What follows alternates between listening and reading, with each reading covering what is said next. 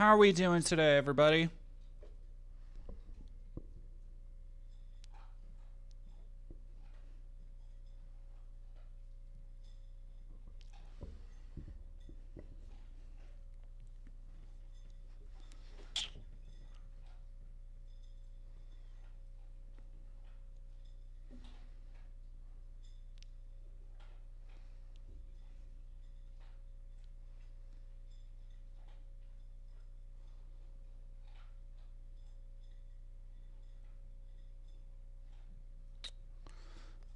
I'm very feeling the hair, if you couldn't tell.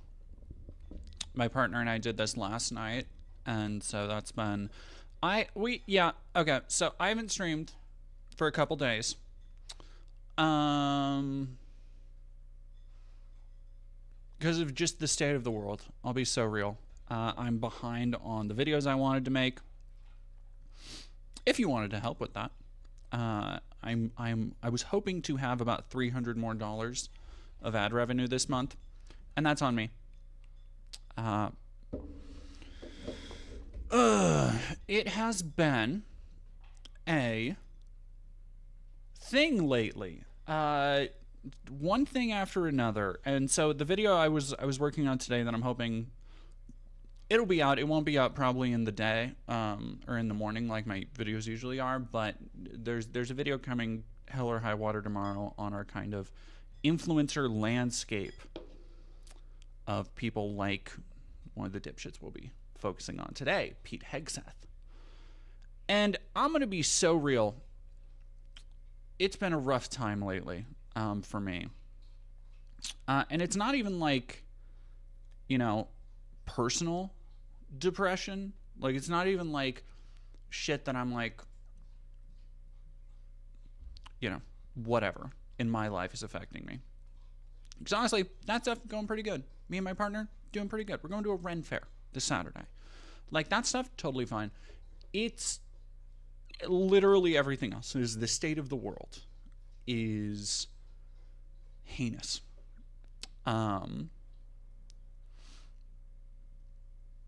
Nice combo glasses and red overshirt. Yeah, I don't even really. It's kind of like a robe thing. Oh, this thing is long as hell. It's gonna get caught under the wheels. Oh no. Okay. No. Yeah, it's like a robe thingy. I just got thrifting yesterday with my partner. It's been a time. And so we're gonna go over it because one thing that's been hard, I know, for a lot of other people to deal with, and I've had people in my Discord relay this idea that it's hard to tune into streams, even my streams, because of everything going on. And I get notifications, and yeah, we got the new Ammon animations. We'll watch that tonight. We might have to use that to break up stuff later. And like, I get stream notifications from all the other big streamers, from Hassan, not even big, just like people in my space, in my orbit. So Denims, Hassan, all them. And so I do see all of the topics that are being discussed day in, day out, and there's no fucking end to it. And that, for somebody like me who I'm not like Hassan in that Hassan streams every day. So Hassan has a set stream schedule. I stream when I can and when I feel like it. And when I'm not doing that, the video work I am doing is usually research or investigative journalism of some other stripe, some other kind, right? And I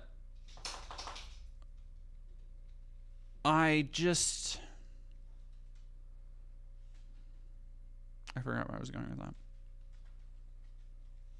Oh yeah, new stuff that I've been working on. And so like the projects I've been working on, I don't know. It's been rough. It's been rough lately. And I'll try not to ruminate or kind of dwell on that too much more, just because I know a lot of other people out there are feeling the same way. And sorry, I didn't have multi-stream up, so I will start seeing YouTube chat. The whole shutdown. So government shutdowns happen when all right, so yeah, sounds like burnout. It is, Bread. It is burnout. It's heavy burnout because but here's the problem with being a YouTuber and being a video essayist is that I have not reached the level of video penetration of Abby or Natalie or Harris or any of the other people, any of the other like big, lefty video essayists. I don't think I ever will. I'm fine with that. The problem is that Natalie can put out a video, Harris can put out a video once a year. And that will hit so hard and spread so far and wide, they can then fund, like they can just live on that while they do research for the next video. I don't get to do that. It's why I do stream highlights. I've talked about this before, where like I have to do stream highlights because I need to keep up a little bit of views and get that ad revenue and stuff in between my bigger projects. Because if I take a couple weeks to work on, like, for example, one of the videos I'm working on right now is a research project into one Stephen Bennell, Destiny, you may be familiar with, who just even recently couldn't fucking. I was briefly considering, like, you know what, maybe now is not the time to be attacking somebody who's technically on the left, and that was a brief thought. That was a flash in the pan in my mind when I was working on all this other Charlie Kirk stuff, because that thought did not even form in my subconscious before Destiny was already like out on the street trying to capitalize on Charlie Kirk's assassination. Like, the dude did not waste any time in trying to make it all about himself. And I'm like, I fucking can't with this. Oh, I fucking can't with this guy. Am I cosplaying Morgan? No. It is. I'm thrilled it's Morgan hair color though. But I've done Morgan cosplay before. I've shown that off before. Oh yeah, Johnny Varro. I know it's not on the left. I think Ryan Beard, when it was a couple weeks ago, but Ryan Beard was like, yeah, we need to kind of quash the beef with like some of the more centrist and libs and unify it, which I am for. Not with Destiny. Not with people like Destiny. And that's kind of how the video opens. I feel like that has given me the angle for the piece, because I've talked about it before, but when I do pieces on, like, Synthetic Man, Matt Walsh, Brianna Wu, I don't want it to just be, hey, look at this shithead for 2 hours. Because I'm going through, so much of their work and content. It's not just about that. It is the place that they have in the world and how, like, what lessons can we learn from that, right? And in the case of Destiny, that's the exact right lesson to learn, is that, like, where is the line for who you are willing to partner with ideologically? Like, where is the line for what you're ready to accept? And it's fucking Destiny. It is a sex pest, cynical, conceited, lazy man-child who can't help but make everything about himself and see everything through his fucking tiny-ass frame of mind.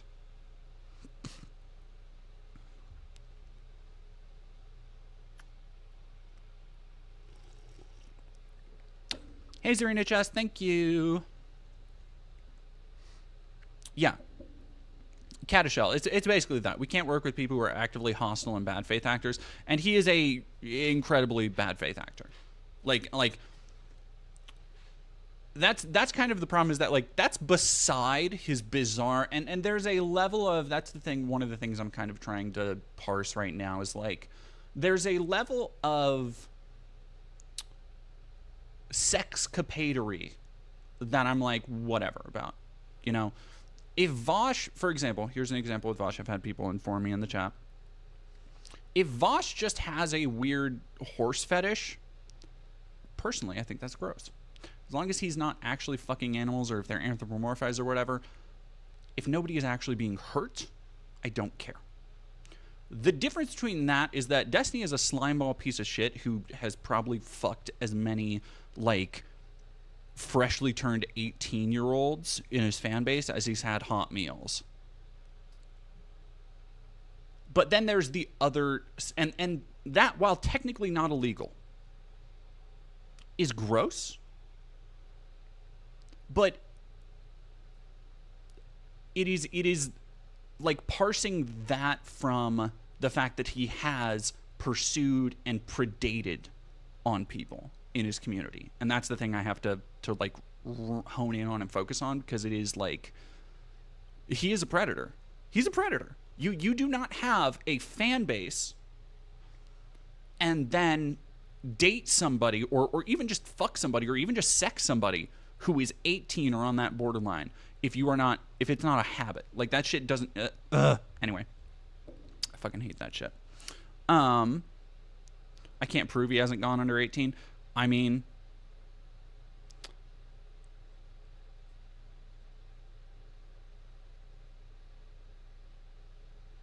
sorry, I'm texting my labubu.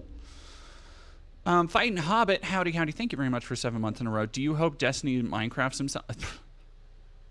Don't try and get me banned. Come on now. Yeah, I think he's like 40.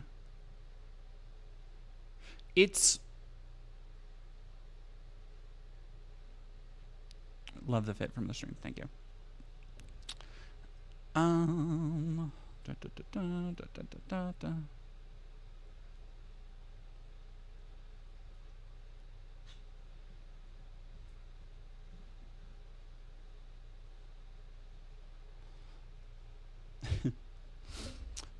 So glad I dipped out of Vosh's community like 3 months before the incident. I haven't seen, I guess Vosh is like, God, Destiny. Did Destiny debate Owen Schroyer recently? And see, that's the thing, is that, like, honestly, just like the motherfucker will do anything for attention. And there's no principle behind it other than that. And that's what fucking, like, that's literally the last thing we need right now.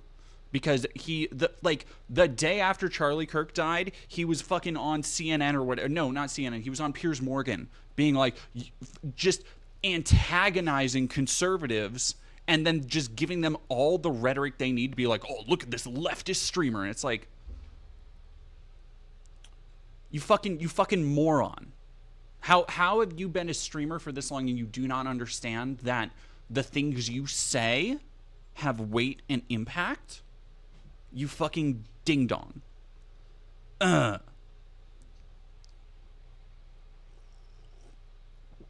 What the shutdown thing is? Okay, yeah. Yeah, sorry, Leo. So let's start with the government shutdown then, because that's almost certainly happening. And this happens, God, was there one under Biden?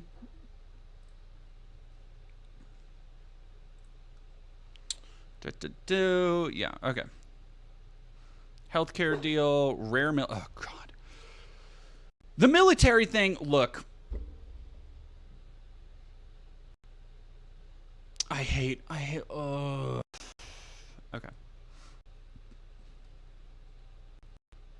Aw, thank you very much, Rav Wolfies. Consequences are for the poor. So it's gonna happen, like, almost assuredly. There's been no real effort or energy from the right wing. Might shut down after midnight. Fuck off. Congress is veering even closer to shutdown after a deadlocked Senate failed to pass a pair of dueling funding plans, fueling anxiety in Washington about how long a stalemate could last. Donald Trump said a shutdown is probably likely, casting blame for the looming funding lapse on Democrats. Here's the problem with that, and CNN already should be doing a little bit more editorializing, because it's not Democrats' fault. He literally, Hakeem Jeffries and Chuck Schumer, for as useless as they fucking are, did try and have a sit-down conversation with him, and he canceled it last minute.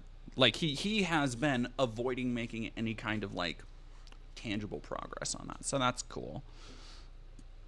Are you going to talk about racism thing by any chance? Which racism thing? Which racism thing? Ebony Bunny, thank you for following. Kendall Rain, thank you for following.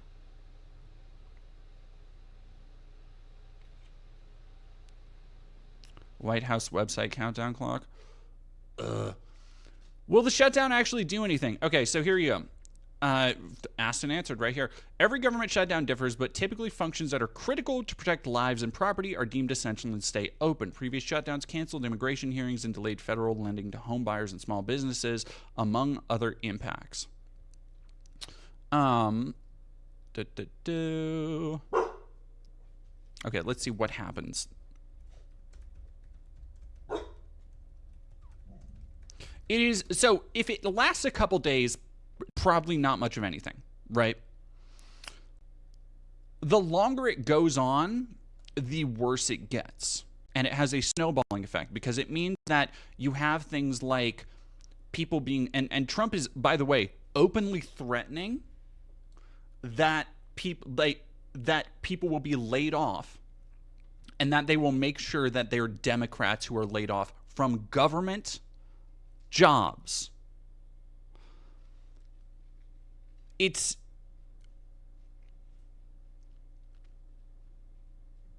ridiculous. It's ridiculous. Blah, blah, blah. Let's pause that. Federal government finds itself hours away from shutting down if Congress does not pass a funding bill by the end of Tuesday. Time's running out, baby. Numerous agencies and departments have issued guidance in recent days on what to expect. Military personnel on active duty, including active guards reserve, will continue their duty. However, no new orders may be issued except for extenuating circumstances. Department of Veterans Affairs says expect 97% of its employees to work. Air travel will continue. Department of Transportation will stop air traffic controller hiring, fielding, training of air traffic controllers, facilities, security inspections. So basically, everything that is absolutely essential will continue going on. They just rehired a bunch of Doge cuts who's left to fire. They're going to fucking find someone. They were talking about, like, they were threatening to fire generals today. Okay, we'll talk about, okay. Sorry. The problem with not streaming for, like, a week and taking a couple days to mental health care is that when I come back, there are so many things to talk about. And so I'm kind of all over the place. They want to cut HRT with new spending. Yeah, that's not surprising.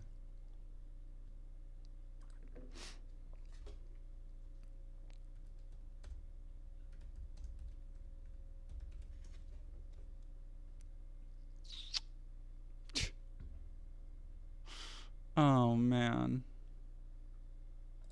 Trump threatens government shutdown unless they're really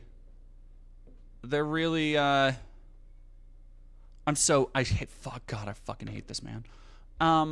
Here's the thing. We got to be careful. Because since last week, another thing I didn't get to talk about was the designation of pretty much anybody to the left of the right as Antifa, as potential terrorist agitators, as potential just like anything that they could possibly nebulously use to crack down on free speech in the country. They have now issued in statements. And this is all tied into what's happening in Chicago, what's happening in Portland.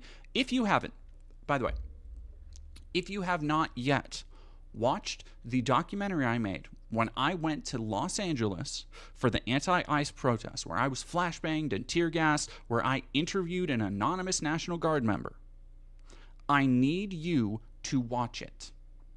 I know y'all haven't. I know everybody hasn't watched it because it only has 40,000 views, which is fucking insane to me. That what has happened in LA, what is continuing to happen in LA, is the blueprint for what they want to do everywhere. And one of the things that went kind of, I wish I had put more emphasis on it, but when I talked to the anonymous guard member, one of the things they said to me that really, like, lady, stop. Knock it off. Stop. She's tearing up her toy. 61K views. We can go higher. Rookie numbers. We can pump it up. Thank you, Johnny Viral, for linking that in the chat. One of the things he said to me that stuck with me, I was thinking about this yesterday. The National Guard person who spoke anonymously, I was able to confirm that they are an active member of the National Guard. And they talked about the kind of, and this is in the documentary, they talked about the kind of chain of command and how if somebody is doing something wrong, or if you think your supervisor, you think your supervisor is being racist, you think your supervisor is giving an order you shouldn't follow, that previously there were trusted outlets that you could go to inside, like, the department. Okay, sorry, give me 1 second.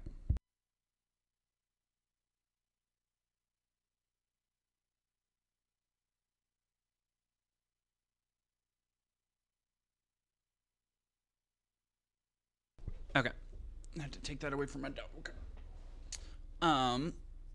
Previously there were, like, outlets you could go to report that stuff inside of a department, and now they don't know if that's still applicable. People genuinely working in these departments, if you're wondering, like, what the fuck, because a lot of people, not in ICE, straight up not ICE, but a lot of people in, like, National Guard, they do not join to police civilians. Like the National Guard is meant for fire relief. It's meant for domestic disaster.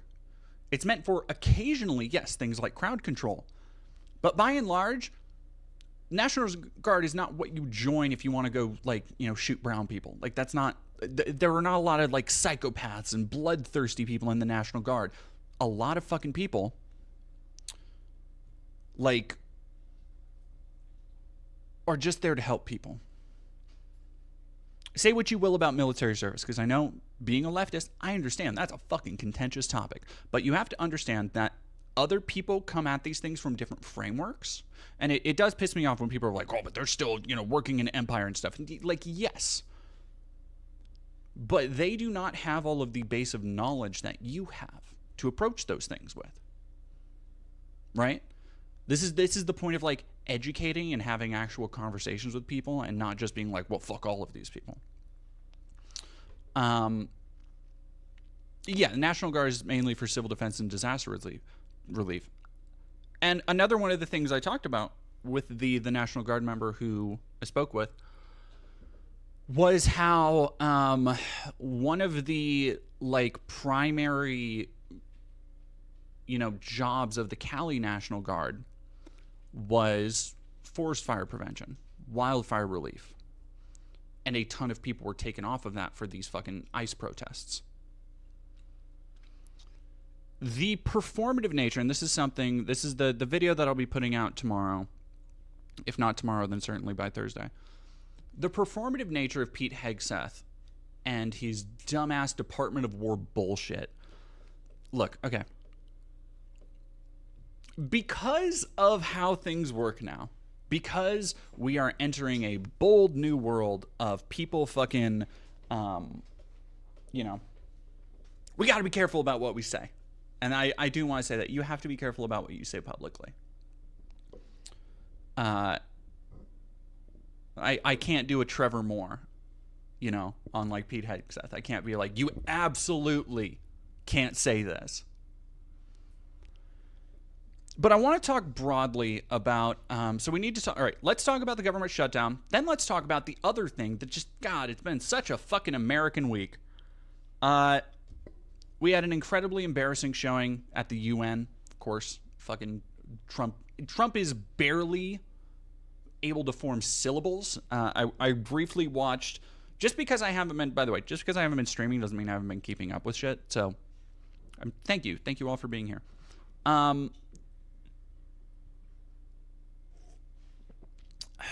Can I say mayonnaise? Mayonnaise is an instrument.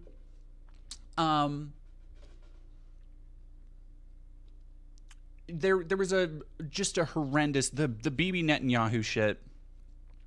Like Trump, we knew Trump was going to acquiesce to that motherfucker, because he'll be able to fucking build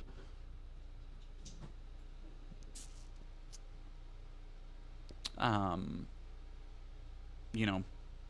palace or whatever the fuck on the bones of Gaza.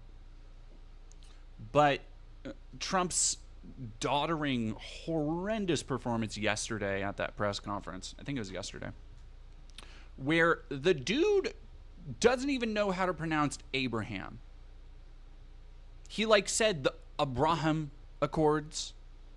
And I'm just like,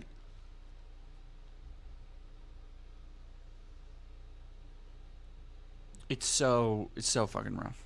Yeah, I did see that. Awesome, Stella. So,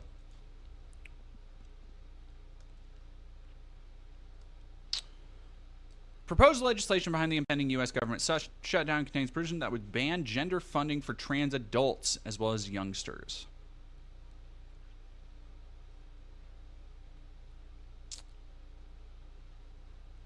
Few to provide the necessary votes. Donald Trump initially... By the way, I want everybody to be prepared. Now, again, I can't say... Is there any validity to that pronunciation?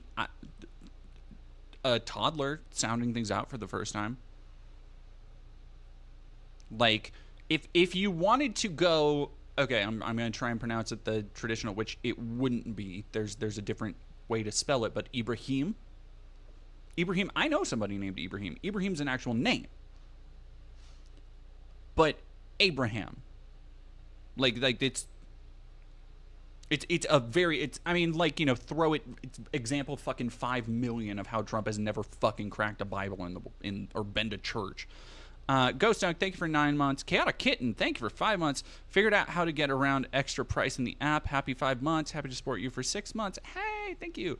Amy Van Art, thank you for 9 months of Prime. Thank you all for following and all that stuff. Who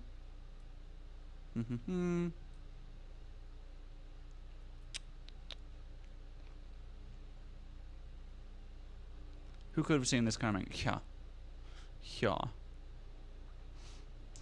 So I want people to be, and again, I can't say that you should seek out alternative methods for HRT. I definitely cannot say, whatever I say, I cannot say, you absolutely cannot recommend that people have local communities with which they can safely access HRT if the government takes it away. You absolutely cannot say that. If there is one thing I know for sure, it is that you cannot say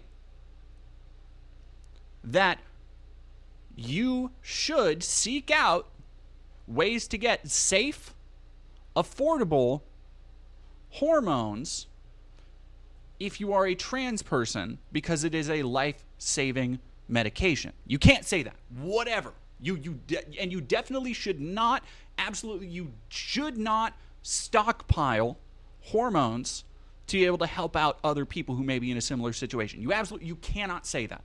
That is a bad thing to say. Right?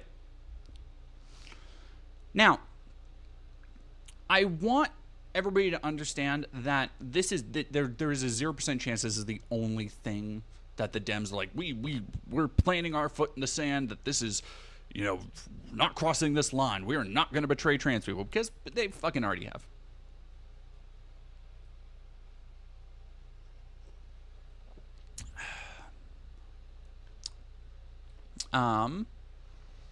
Initially refused to meet with Democrats to avoid the shutdown, accusing, I talked about this, minority leaders Hakeem Jeffries and Schumer, unserious and ridiculous demands. In a post on Truth Social, the president demanded that Democrats support provisions in an appropriations bill which would ban federal funding for any hospital or medical facility that provided gender-affirming care. So, banning wholesale, not just banning the funding for HRT and trans-affirming medical care, but wholesale banning federal funding for any hospital or facility that provides it. Prohibit trans surgeries, strip health insurance, Medicaid coverage from trans people, and ban pride flags from public buildings such as schools and universities. They are ideological attacks. And here's the thing. I want everybody to be fully prepared for that to happen. For the fucking Democrats to give in on that. Because people like Chuck Schumer have shown nothing but being lily-livered fucking cowards. At the General Summit or whatever Pete Hegseth called today, Trump was shit-talking them. Like it was like the State of the Union address all over again. He was shit-talking them to their fucking faces. He was just being like, yeah, I thought the left would have more fight in them, but they're not even, I thought they'd be mad at all the shit I'm doing, but they're not even really fighting back. Like, and they aren't. It's because they're not. They're not.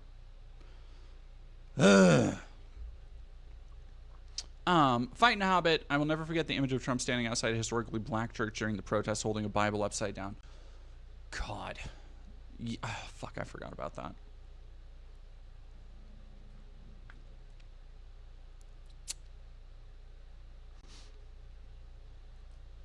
Oh yeah, they'll cave. Because they'll still, these motherfuckers. All right, so I wanted to talk about, I'm going to go from that to, there were so many fucking shootings this week. There was like a day where it was like 4 shootings. Weekend of mass U.S. shootings. 9 people dead.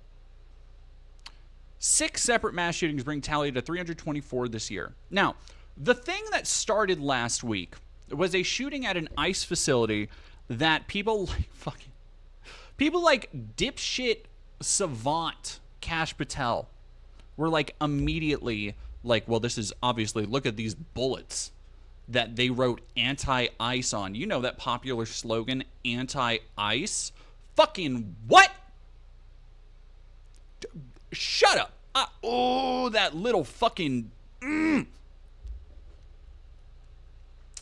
Boulder Boy, thank you for tier 1. I absolutely... Look, whatever you do, you cannot say that you should put Kash Patel in a microwave like that one gremlin. You absolutely cannot say that. Absolutely not. We're going to talk about fucking ICE too. Thank you very much, Boulder Boy, for gifting subs, and Valorant for gifting subs. It looks like Boulder Boy gave 1, 2, 3, 4, 5 in Valorant. Thank you for gifting a sub as well. Now, he immediately tried to spin it ideologically. Again, this is all in the video I'm talking about. Pete Hegseth and Kash Patel are very hot topics right now, between Charlie Kirk, between the fucking Department of War bullshit, between, you know, today and the General Summit, and I talk about them a lot in the video I'm putting out tomorrow or the day after.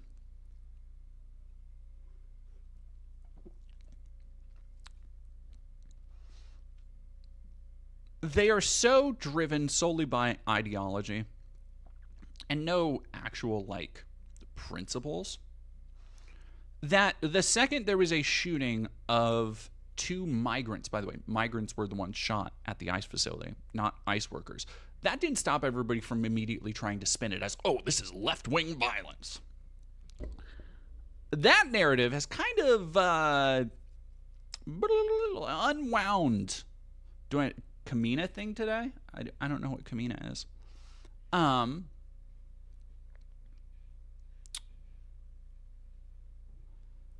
Because one of the shooters was very much confirmed a Trump supporter, like enough to wear a t-shirt and all that shit.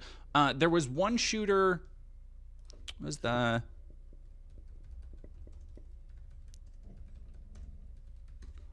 if I can find this. There was one shooter that was prevented over the weekend. The fucking, that.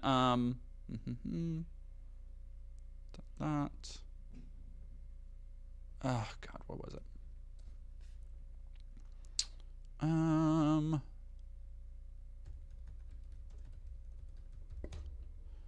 Pointed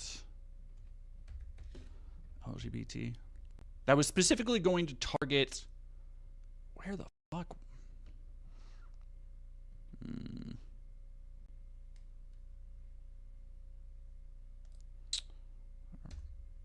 LGBT, Charlie Kirk.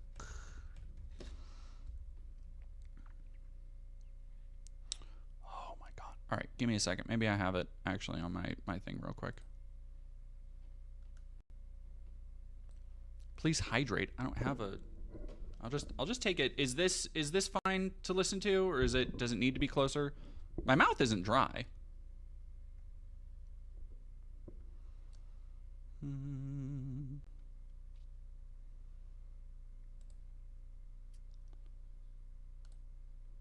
Okay, there we go. Hang on.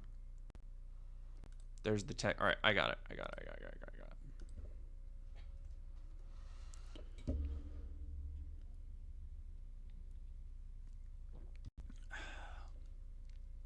Who snorted the fairy dust? That was not on my search history. I think that was the recommend. If I search that, I have literally no recollection of how or why. Okay, here we go. Texas man accused of threatening to shoot up Pride Parade to pay them back. To pay them back for taking out Charlie Kirk. Now, here's the thing. We can kind of laugh about this because it was averted. But, there is a not small portion of people in America that think like this. That, oh, thank you very much.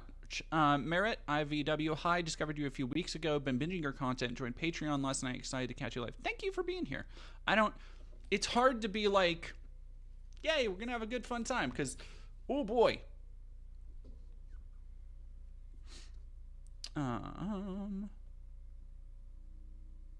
Pride event in Texas, yeah. So,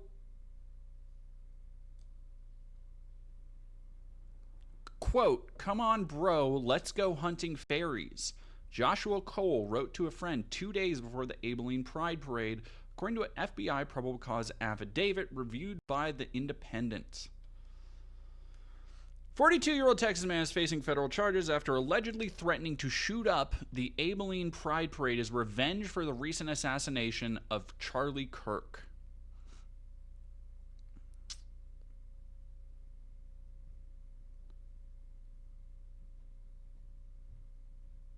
Is there mic pops? I hope there's not. Fuck their parade. I say we lock and load and pay them back for taking out Charlie Kirk.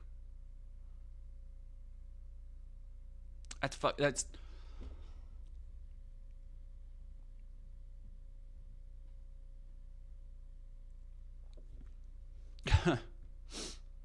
Cole was arrested by the FBI a day later, telling agents that he did not believe that the gay pride event should be allowed.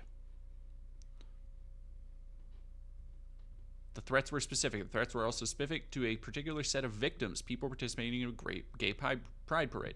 Cole's comments, quote, were not mere idle or careless talk, exaggeration, or something said in only a joking manner, and any reasonable person would experience apprehension of violence based on his statements.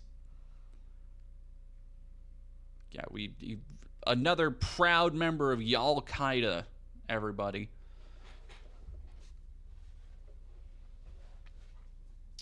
Ugh. Yeah, 1920s ass homophobia. What fucking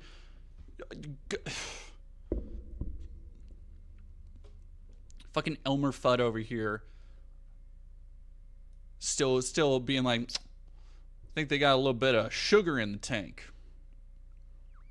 I think they still have a little bit of, spring in their step, if you know what I'm saying. Fucking dork ass loser. He's under 6 foot. Yeah, fucking mogged. Get mogged.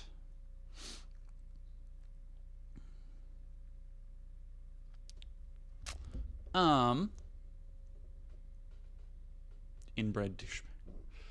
It's funny. Like, it's not funny. It's obviously not funny, because that was just within a day of this horrible weekend shootings. Fucking after on Sunday, There were 4 mass shootings, and that became it happened so often that like they didn't even have time to frame these fucking things as, oh, they're left wing this, they're left wing that, because the story just becomes, at a certain point, look at how many fucking people are being shot all the time in America because we just let it happen. And then the government now, by having okay, all of this stuff, and I apologize for being kind of all over the place, but all of this stuff is tied together. When you have a government that has now designated people like Antifa, a non-existent entity, saying things that you might be an Antifa if you are against Christianity or, American values, or, all this shit that is just so vague and undefinable. What you are creating in your population of people who believe that shit, who trust in the president, and we'll talk about the fucking medbed thing too for a second. Let me see if I can just find that.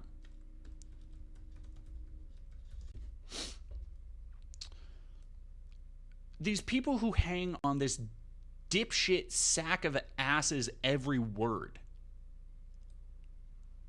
now see that there are like actual targets in America who are, they're conspiring against you. They hate you. They're not patriotic. They want to overthrow everything.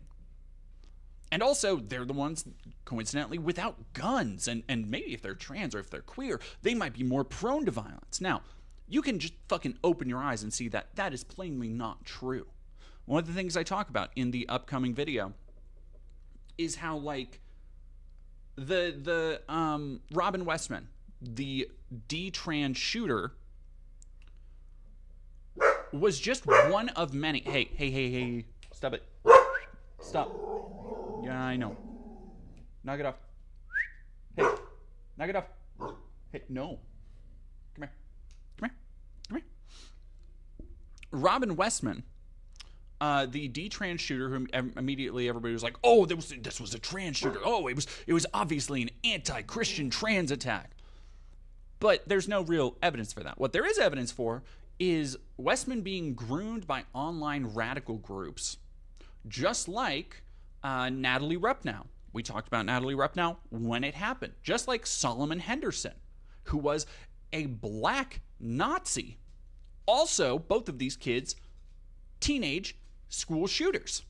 Also, the shooter who happened the same day as Charlie Kirk. Nazi, school shooter.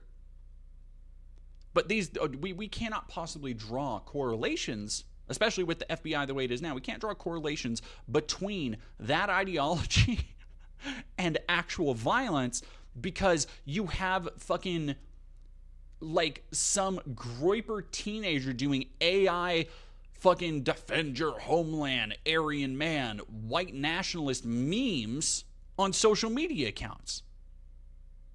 It's too obvious. But when they designate an in-group as an enemy, and this is the same thing, again, this is tied to what they're doing in Portland. This is tied to what Trump is saying, oh yeah, we're just letting, if Pete Hegseth wants to use full force on American civilians because they're Antifa, you see.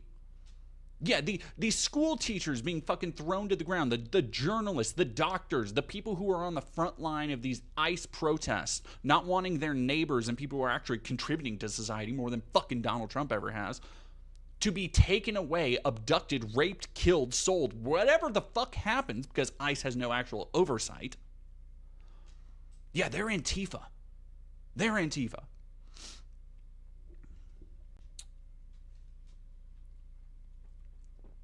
But yeah, it's the protests that are the real problem.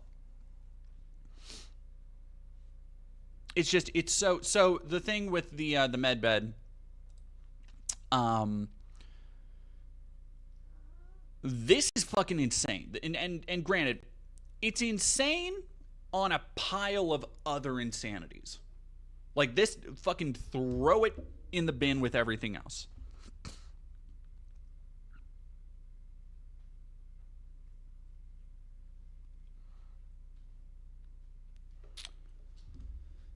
DD, your hair looks good. Thank you. Thank you very much. Oh yeah, we're getting the shutdown transitory. Yeah, we're getting the shutdown. There was never a doubt in my mind we were getting the shutdown, if I'm being honest.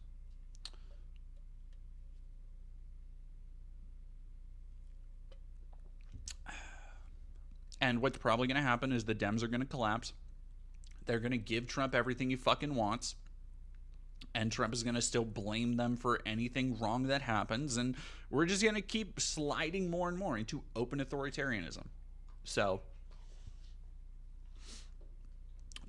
no. There's no fucking here's the thing. There's no fucking chance Trump is getting indicted. There's no chance Trump is getting fucking impeached and removed from office. Like, they just had today, Pete Hegseth called, which, by the way, one of the dumbest. Pete Hegseth is a deeply stupid dipshit. Like, in a cabal of deeply stupid people, Pete Hegseth might have them all fucking beat. The idea of his performative bullshit, where he called every general from around the fucking world off of their posts, out of their command, to meet in Quantico for something that, if I'm being honest, could have been an email. Like, that shit could have been a memo. But the reason that he did it is that he wanted that fucking spotlight, because he is a craven attention whore before he is any kind of leader.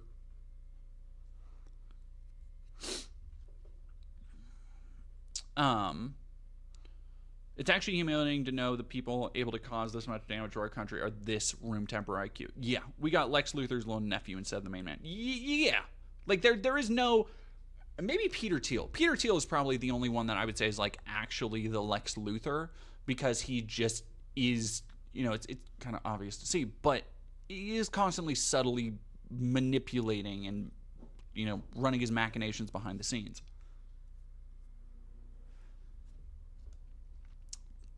Yeah, and so I've actually been listening to some Behind the Bastards recently. Because I haven't listened to it in a while. There's a lot of episodes to catch up on. In the last couple of years, Robert has done a lot of the kind of the classic Nazis, right? Your Goebbels, your all of them. You're the fucking Himmler. What's his fuck? Dr. Death. Mengele. And the thing that kind of unites a lot of the Nazis as they came to power, as the ones who appeased Hitler, the ones who were able to, you know, use that power and that platform, the opportunists, which most of them were. The thing that really united them is they were all incredibly dumb bullies. Like, every single one of them had just the tiniest dick energy about them, as if they lived their entire lives thrust forward solely on grievance. That's Pete Hegseth. To a T. He has the most divorced, cucked, tiny dick energy in the world. That's just true.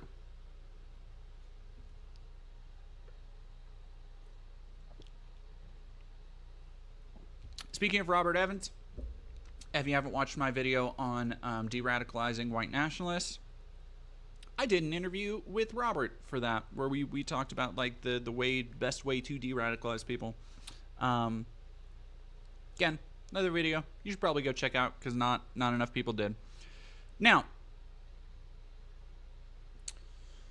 the medbed conspiracy thing, we'll talk more about Pete Hegseth. Again, there's so much to go over. The medbed conspiracy thing is batshit. There's a... God, what podcast was it?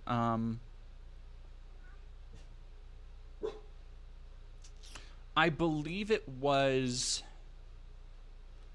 I think it was QAnon Anonymous. Is Behind the Bastards funny? Sure. Yeah. It is. It is not like... I think, like... it's not like hardcore history. You know, it's not like oh, this is like a little bit dry. The guy who's talking is, okay to listen to. But Robert has a really natural rapport with a lot of people. QAA, the QAnon Anonymous podcast, did a really great episode, years ago, about medbeds. You could probably just look up QAA medbeds. Medbeds are a deep QAnon level conspiracy theory. And the way it basically goes is like this. That there is, and granted, there are myriad stupid conspiracies about where the medbeds came from. I'm sure there are some people out there who are like, oh, it's the Anunnaki. Oh, it's the fucking Pleiadians. Oh, it's the fucking... And those are deep cuts. Deep cuts. If y'all don't know about Pleiadians and Anunnaki, like... I don't have time to educate you on that. But... they are essentially that there exists in our timeline this magical technology, these medical bedicles, if you will, that can just heal any wound, any disease they can cure you of, cancer, all that shit.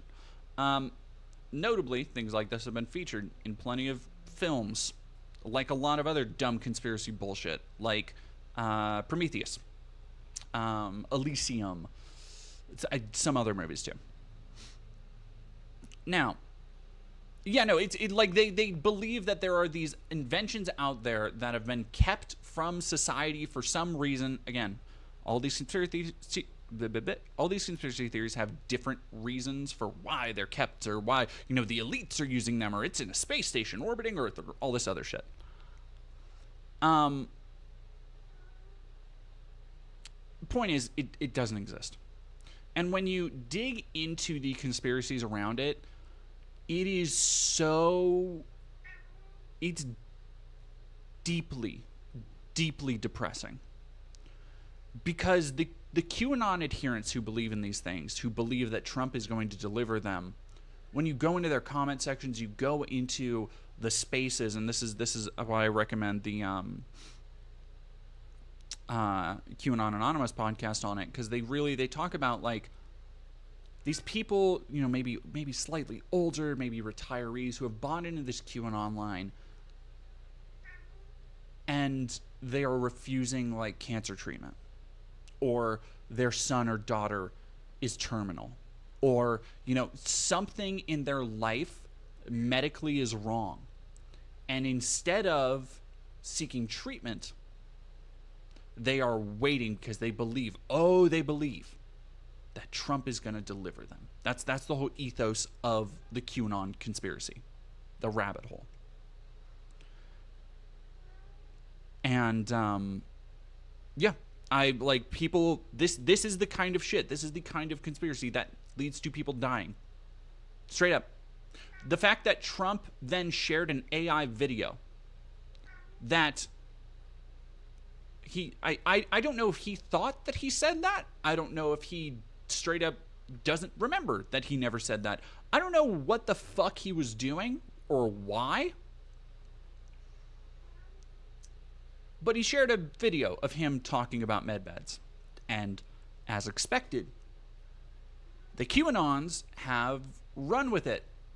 And they've been alight with fervor for the possibility that Trump is finally going to help their family members with this thing that I need to be so clear does not and has never existed. Any day now. That's what my grandma always says. Cancer connoisseur. She's a hardcore Trumper and QAnon sucker. Yep. It's deeply, like, it's depressing. It really is. Yeah.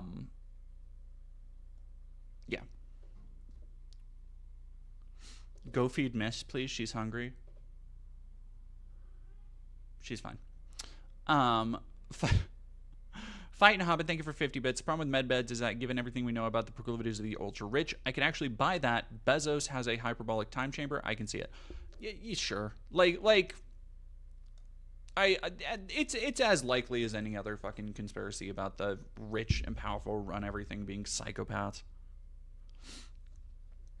Ma, thank you for $5. Trump, we have magical med beds that cure any illness. Also Trump. Yeah. Okay.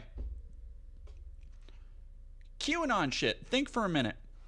If they had med beds, do you think Trump would still be exhibiting the obvious signs of having suffered a stroke? If med beds were a real thing, do you think Trump would still be fucking using that fucked up off shade of concealer on his hand to hide like obvious black liver spots or whatever the fuck is going on there? Come on. Psycho Salad, thank you for $4.99. Hegseth reminds me of that one kid in middle school who glazes the military so much and is all upset about going to war, but only because he plays COD. Ouch. That hurts, because Psycho Salad, I'm pretty sure that was me in middle school. I'm pretty sure that was me. That's crazy. Yeah, that's awful. But it's another example of Trump not really giving a fuck about, hey, kind of like Destiny. Not really giving a fuck about how his words are taken, who takes this shit to be reality. It's he's shared AI QAnon memes before. He's shared trust the plan memes. I don't think he understands what that is. Like I give him no credit to understanding, like, oh yes, no, this is all part of my master plan to get the QAnon people back on my side. He doesn't fucking know. He sees his face and sees it as branding and is like, oh, this, yeah, I'll share that shit. Because he's a dementia-addled, attention-whoring old man. He is a useless skin sack who can barely form a coherent sentence anymore. And he is, the longer he goes on, the longer he continues trudging like a slug about the world, leaving his slime trail for everybody else to get stuck in, the more he is just so plainly driven by pure id, by nothing but what brings him the most libidinal, simple pleasure. It's why the day of, one of the great things I saw, great, I say, damning with faint praise, he was talking about the day that there were 4 fucking mass shootings. He was talking about how, the gold leaf, all this chintzy fucking Better Homes and Garden, Banana Republic shit he's plastered all over the fucking White House, that I'm willing to bet a bunch of fucking interns just spray painted gold, that he's like, oh yeah, no, it's just so beautiful, and like, look at all this stuff, and everybody's so impressed when they see it. It's like, no, nobody gives a shit. It looks like shit. Far be it from me to care about the sanctity of the fucking White House, but the dude is speed running Versailles at this point. Now, you absolutely cannot say that Trump might deserve. You cannot compare Trump to King Louis at all. You cannot say that this fucking patio he's installing for what, $200 million for a fucking ballroom or whatever the fuck? You cannot draw any parallels between that and the French Revolution and what happened to the people in the French Revolution. You cannot do that in America. Yeah.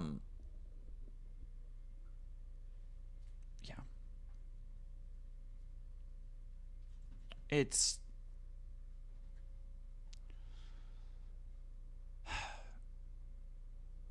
a lot, chat. It's a lot. Tacky. It's the tackiness of it that really fucking just, like, I don't need everything to be my taste, but Trump's taste is such shit. It is like his brain literally stopped forming at like fucking 12, where he's just like, oh, it's good, so it's good. It's just, you fucking moron. Like, it is the lack of it's trailer park taste is what it is. It is this. I understand why when you go back. I watched recently. I rewatched my CPAC video because I was unfortunately right about a lot of shit. Just about Project 2025 and everything that's happened then. And it makes sense when you realize his conception of what wealth and polish and class and taste look like are the same as like mountain people. Like, oh, is it shiny? It's a classy affair. Like, it's just this like Long Island white trash. And as somebody who came from farm stock, I can say that. Okay. People are going to be like, oh, you shouldn't say that.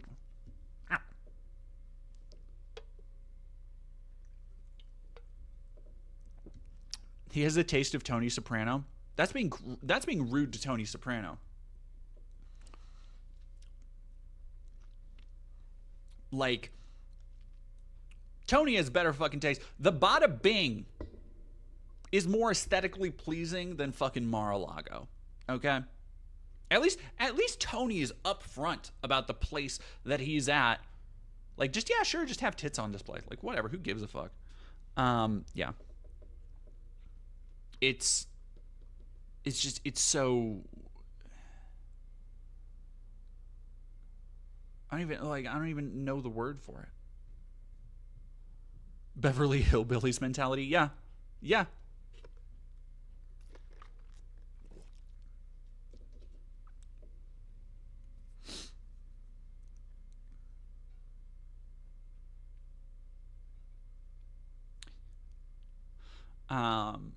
And you know what? Hey, Tony had taste. I mean, Carmela, like,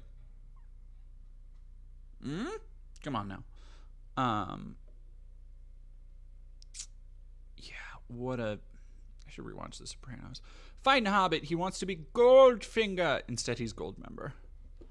Goldmember.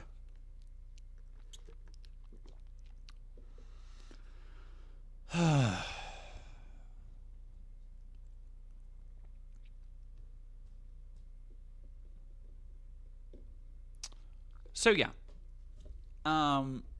we live in a perpetual hellscape. I love gold. Sorry, I have to break it up because I'm gonna. So Saturday and Sunday, the concentrated bloodletting spread out across 4 states took the lives of 9 people, including the suspect in Sunday's shooting at Grand Blanc's Church of Latter-day Saints, as well as injuring at least 33. 324 mass shootings this year. That is a rate of more than 1 a day, as evidenced by the fact there were 4 in a day. But it's not the guns, right? It's not the guns that are the problem. It's not the fact that, by the way, one of the shooters was a veteran, a pro-Trump former military member. It's not the fact that we've cut unilaterally spending for things like veterans health care, spending for things like psychiatric care in general. It's not the fact that people like Donald Trump and Pete Hegseth, through their willful rhetoric, create in their fan bases, in the people who follow them, the idea that they are constantly besieged, that they are constantly in danger of these roving bands of leftists, that places like Portland are like third world war zones, which is total fucking bullshit. Radio fucking silence on that front. Blame bullying for the rise in school shooters? Dog. Okay, no, I'm gonna feed my cat really quick because she's yelling at me, and then I'm gonna talk about bullying. I'll be right back.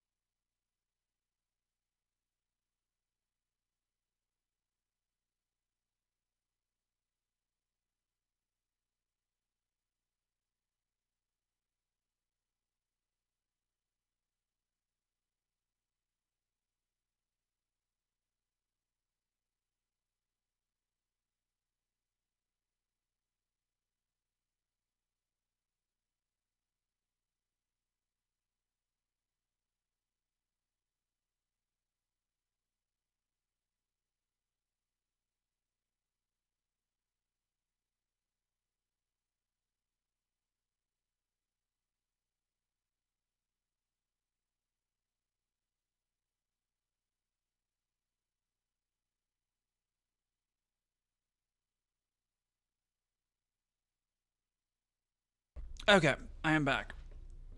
Now, the thing about bullying, and I'm gonna be contentious with this. We need more social bullying. The reason that people like Pete Hegseth, people like Matt Walsh, people like Stephen Miller, these measly, weaselly, racist little scumfucks feel safe saying the shit. Like his little fucking Stephen Miller's Goebbels speech. We basically fucking yelled the 14 words to a crowd of thousands at the Charlie Kirk fucking memorial. The reason that he feels comfortable and protected saying that is the exact same reason why every now and then you see videos of Nazis walking in the streets, where it'll just be a bunch of fuck-ass gene pool rejects hoisting their little flags and walking in their little lockstep with their khakis and their fucking Ray-Bans. And that's because there has not been enough pushback. This is true. We have slipped so far down respectability politics as being the way to go. And I think more and more people are understanding that that's not the case. Respectability politics gets you here, where one side who doesn't give a fuck about it is just trampling over the other. And it comes back to even ideas, subtle ideas of like, hey, you should, if you have family members who, they just vote differently, or maybe they're just economic conservatives, or they just, they support things differently, but they're from a different generation. That's that bullshit. That's that bullshit that people still do because they are insulated from privilege, by privilege. It is, and by the way, I want to say you absolutely cannot in my chat advocate violence. You whatever you do, you cannot say that Nazis need to be made afraid in America, that they should have never been allowed to be unafraid in America. Now, there are institutional problems that you could point at and be like, well, Nazis were like, Operation Paperclip, we bought a bunch of them fucking over. America as a project, as an imperial center, never really cared about the principles of standing against the Nazis when it started to benefit us after the war. That's true. But I would argue that that is different from the social implications of allowing that shit to be spread freely, because that's where you get now, right? Jay, thank you very much for becoming a member. God, why is my face so fucking itchy? Oh, it's probably my cat.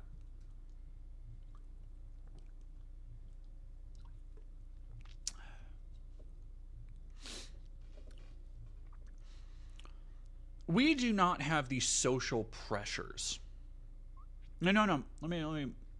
Can I walk that back? I'm going to walk that back. We do not exert these social pressures that we should because of civility.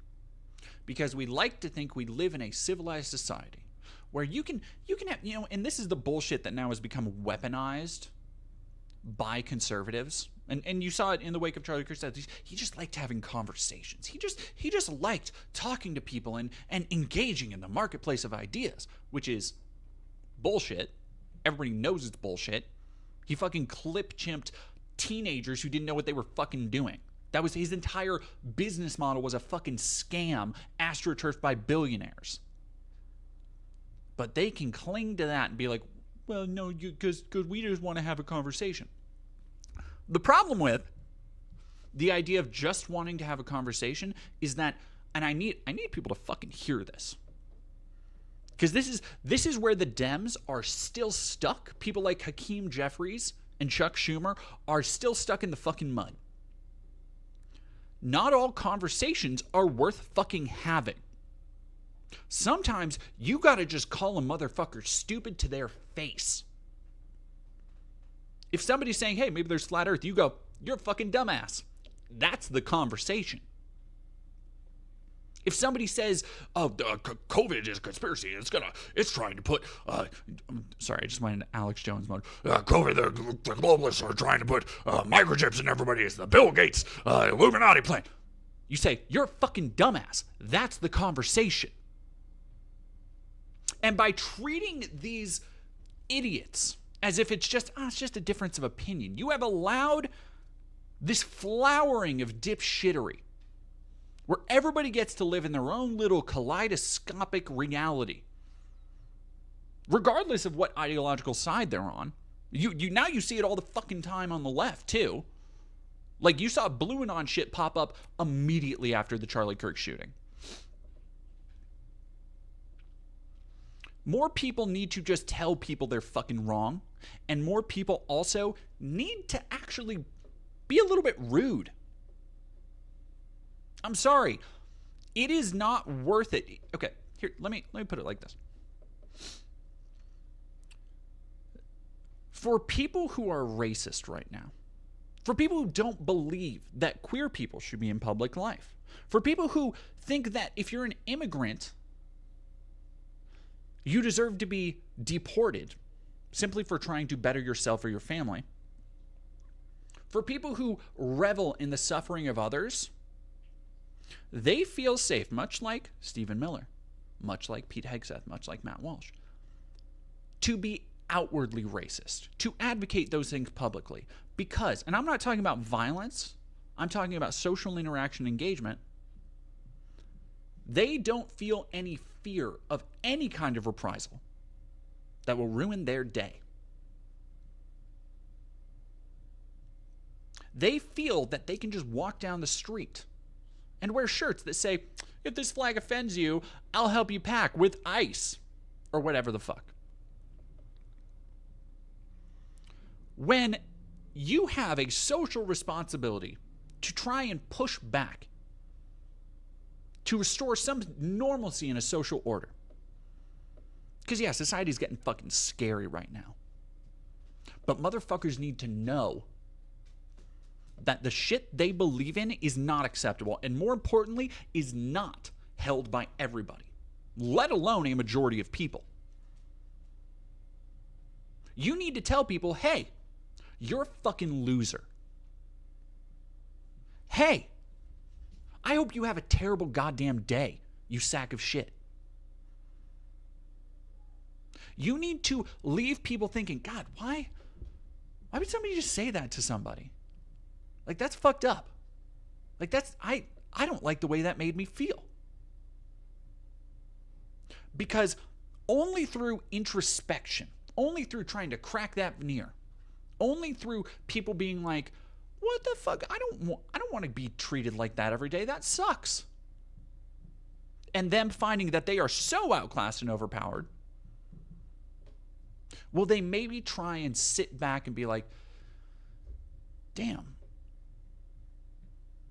maybe this is what being queer or being black or, just having random shit thrown at you, that fucking blows. And I'm doing that all the fucking time. I'm enabling that all the fucking time. And that's, granted, that's a best case scenario. That's me being very optimistic. Because even aside from that, these motherfuckers need to know they're not welcome. When actual Nazis, Proud Boys, are doing their little fucking LARP marching through the street, when you have motherfuckers in cosplay SS uniforms feeling safe and secure, they shouldn't be.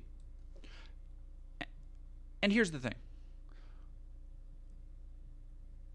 I'm not advocating any violence. Because honestly, I think we have slipped. Cat, I see you. Don't do it. Do you want to come over here? Do you want to come here? No, not you, dog.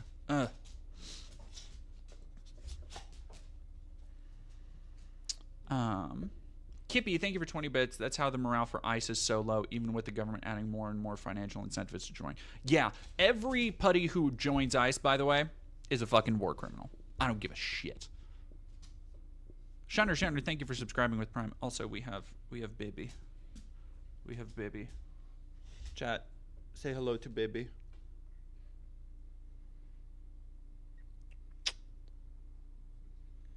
She's purring. I love her.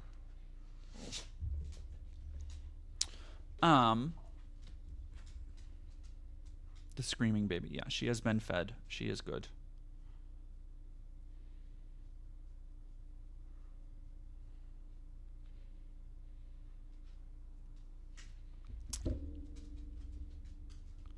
Kitty. Baby. Now, I think I have. Sorry. I think I missed another thing. No. Jay, thank you for $5. Humans are a social animal. Sometimes you have to bare your teeth to stop harmful behavior. Yeah, I've talked about it before, and I've said it kind of as a joke, but like, a lot of people feel more comfortable saying shit than they should because they were not socially conditioned to understand that. No, that's not acceptable. And I think so many people are afraid to let other people know. So many people kind of abdicate their social responsibility to one another to let people know, hey, that's not fucking cool. Don't, like, if you see a motherfucker saying the R slur, by the way, this is a great example. If you see somebody saying the R slur, you fucking go, what the fuck? Don't do that. That's not cool. Like, why would you do that? Because even if in the moment they're like, well, I didn't realize you were such a fucking snowflake. You know what happens? They go, damn, I kind of got called out. That sucks. Nobody likes being fucking called out. Right?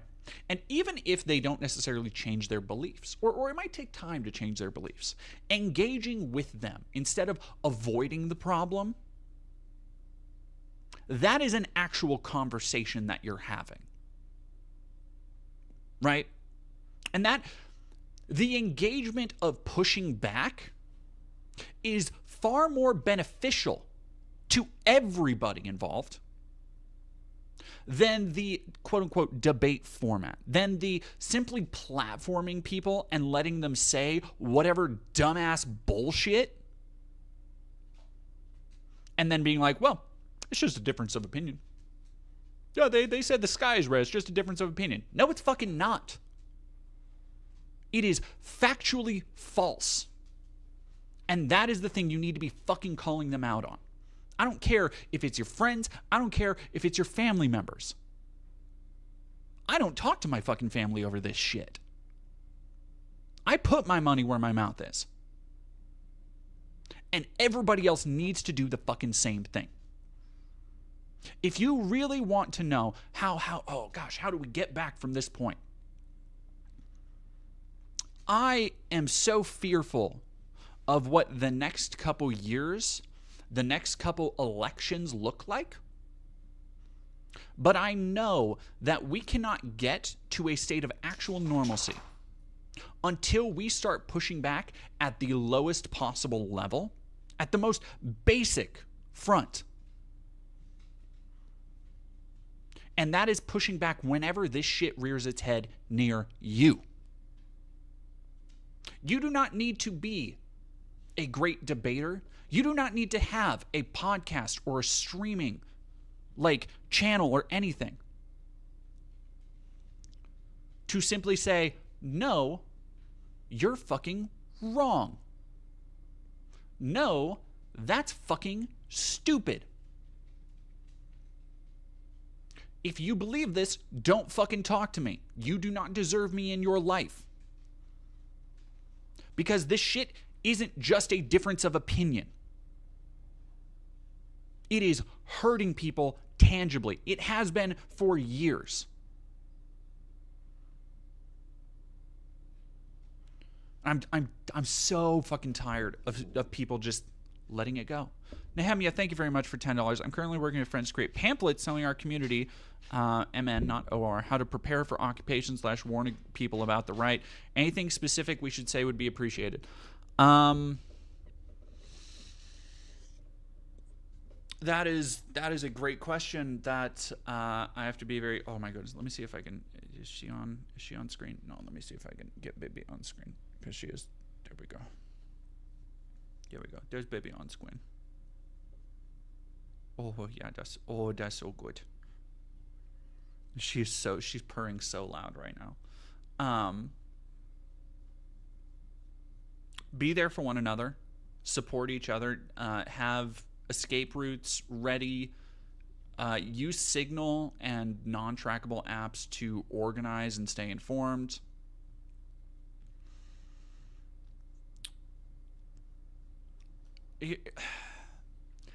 God, it's hard. It's really hard to walk a line and talk about, like, protesting and whatnot and what I think should be done, because like, it's such a quick turnaround from anything I say to being like, oh, Dead Domain's advocating for violence or whatever the fuck, which isn't the case. Yeah, no, her name is Missy. Her name is Missy.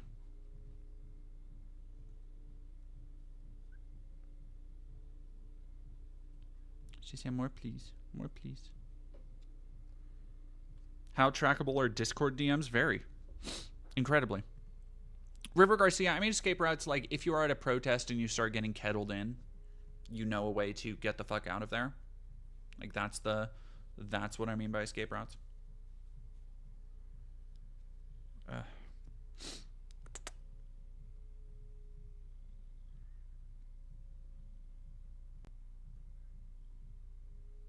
Is that good for you, Kat?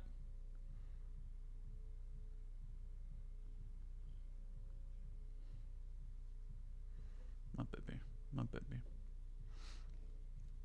Oh, that's so good. That's so good. Yeah, Discord's super fucking trackable. Like they got all of the fucking Discords from like the Charlie Kirk shooter within a day. What happens if we storm the Capitol building? We will be killed in a rain of gunfire. Like, that's the other thing I don't think people really understand, is that, like, the J6 protesters were let go. They were pardoned. The consequences for violence from the right is not going to be the same as consequences for anything from the left. I need you to understand. And this thought has haunted me for the last several days, but what we are probably looking at, and I feel like I'm willing this nightmare into existence, but we are very much probably looking at live ammunition being used against protesters in the next couple months.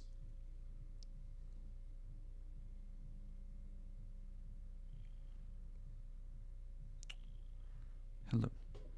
You are so sweet.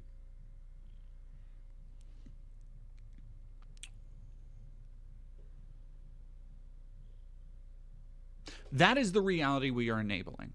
That is the reality, and I need to really hammer this home. That's the reality that people like Hakeem Jeffries and Chuck Schumer are enabling, because they are feckless, doddering cowards who spent so long not planting their feet in the sand, spent so long doing the civility politics shit that I just ranted about, of like, well, we need to be better. We need to be above that. We need to have conversations and reach across to the aisle. So that when they had the opportunity to really have Trump by the balls, to really slam the door shut on everything we're seeing now, they were like, well, no, because we're not going to be like that. We're gonna rise above it. Biden was, oh, we're gonna be unified, and we're gonna do all this other bullshit. And meanwhile, at the time, by the way, conservatives were spitting in their fucking faces. Like that one speech of Biden where he was like, yeah, we need national unity, man, and all that shit. And the next day was just the image of him being like, in red lights. They were like, oh, he's just like Hitler. They never fucking cared. So stop trying to be nice to them. That doesn't mean you need to dehumanize them. That doesn't mean you need to resort to their tactics and strip them of the humanity that they love to deprive of others.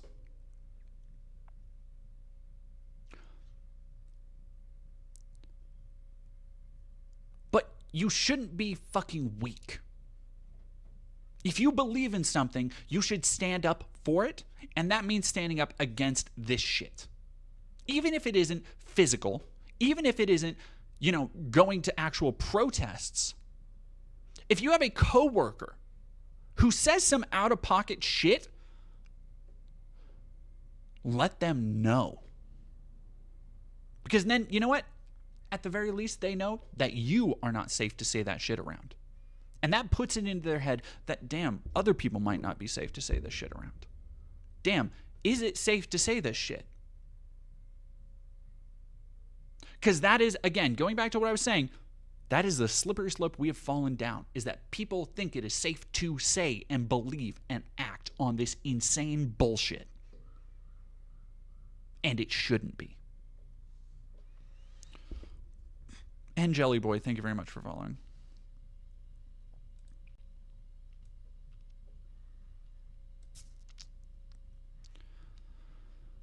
So one thing I wanted to talk about before we go to the fucking goddamn, before we go to the Pete Hegseth thing, and then we have so much more left. We have Ezra Klein. Ezra Klein and Ta-Nehisi Coates had a podcast. And then we also have Ammon Animations did a great piece on Ethan Klein. No relation, I don't think. This video of, so if y'all don't know, Kat Abou-Ghazaleh, running for office out of Chicago. We had Kat on a couple weeks ago, months ago, she was on the What the Fuck Now podcast, and with me, and we interviewed her about just the state of things. She showed up because Kat, by the way, is a fucking real one. If you want a really good conversation or a really good interview with her, Some More News had a really great episode recently. I believe it was their the news podcast that they do, not the videos where it's just Cody talking to stuff. No, the Some More News podcast had a really great episode interviewing her right after she got assaulted by hey, stop it.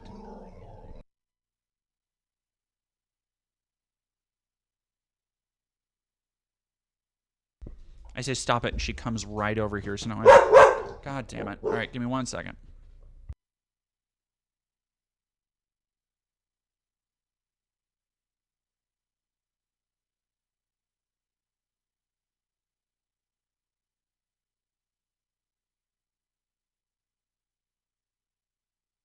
Yeah, the Amazon deliverer had to just knock on my door.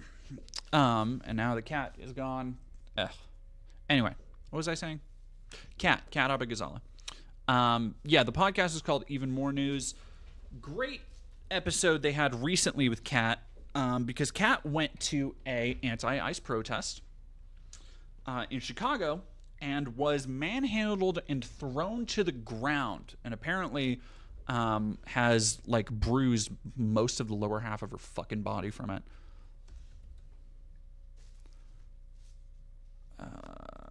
Boo, God, there we go.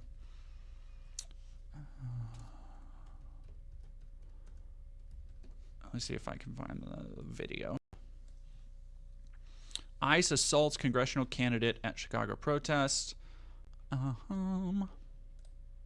Kat is one of the most consistently brave people I've seen in the movement right now.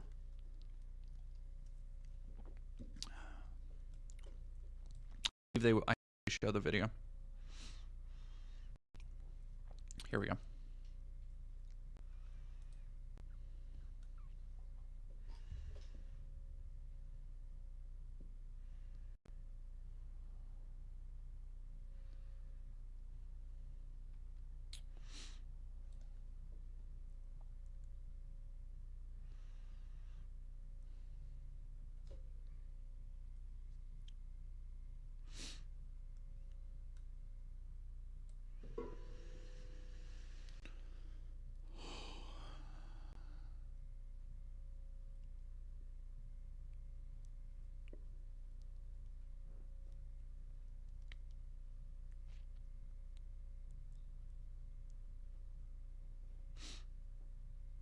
Here's the video.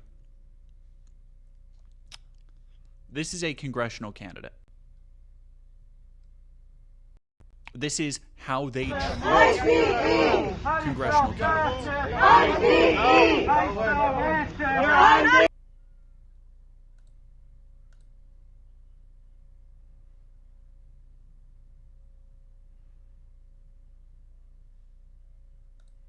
Why is it not? Why? What the fuck is this? God, Twitter is so dog shit. All right, I think this is the one.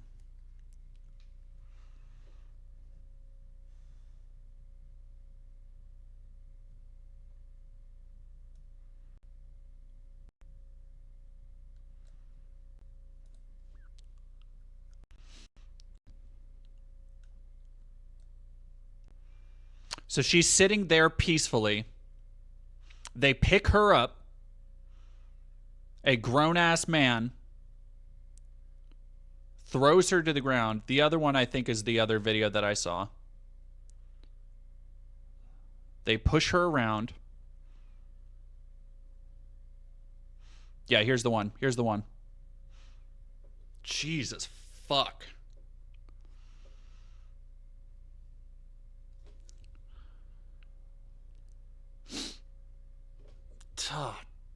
Fucking, you can fucking hear that shit.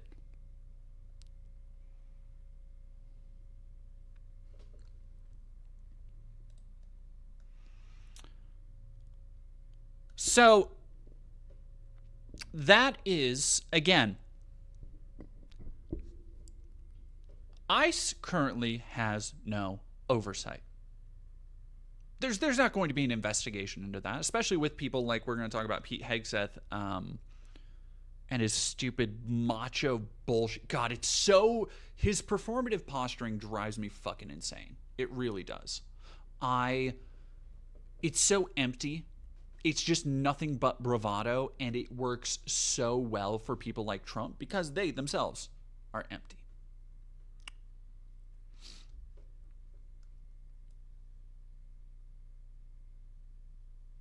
You need to arrest Cat now. Fucking make a legal example out of this criminal.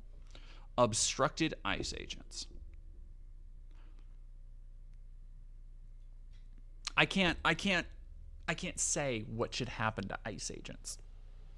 I can't say what should have happened to the Gestapo and the SS and the officers involved in those organizations. We aren't allowed to say that.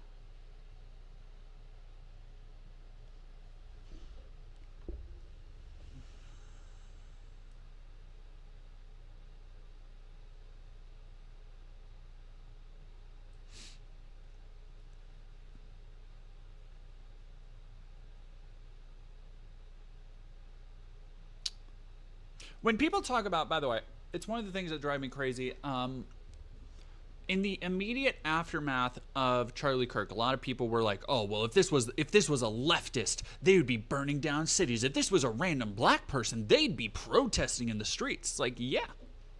The reason that there's not that is because the fascists have institutional support. Civilians who are murdered by police do not. You understand? When Charlie Kirk is killed, the conservatives rest easy at night knowing that not only, and this is probably why people were so like chill with it immediately, that not only is the incredibly tainted, compromised FBI going to do everything in their power to find somebody to hold accountable, but that it will additionally give more leverage to the right wing to enact their campaign of revenge that they've been talking about. The difference between that and when, say, for example, a black or trans person, an immigrant, is abducted, let's say, is that there is no institutional support. People can do shit like this. Openly assault and harass a congressional candidate without fear of any reprisal. Call me old-fashioned. In a just society, that wouldn't be the case. We do not live in a just society. I think that's pretty clear to see.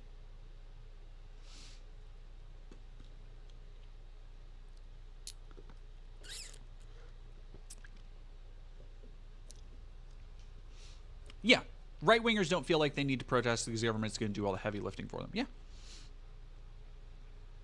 Yep, Celestial Nerd, we talked about that.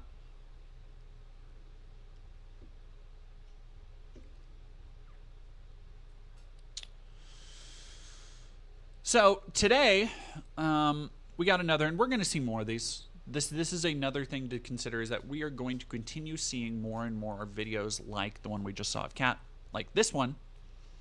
Footage taken by Steph Keith this morning of ICE agents shoving photographers on assignment at Federal Plaza. One journalist has been hospitalized.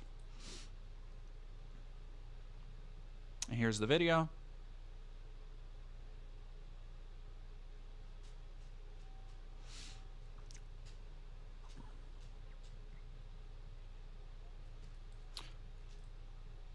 Just being absolutely handled. These doughy mall cop reject bully fucks.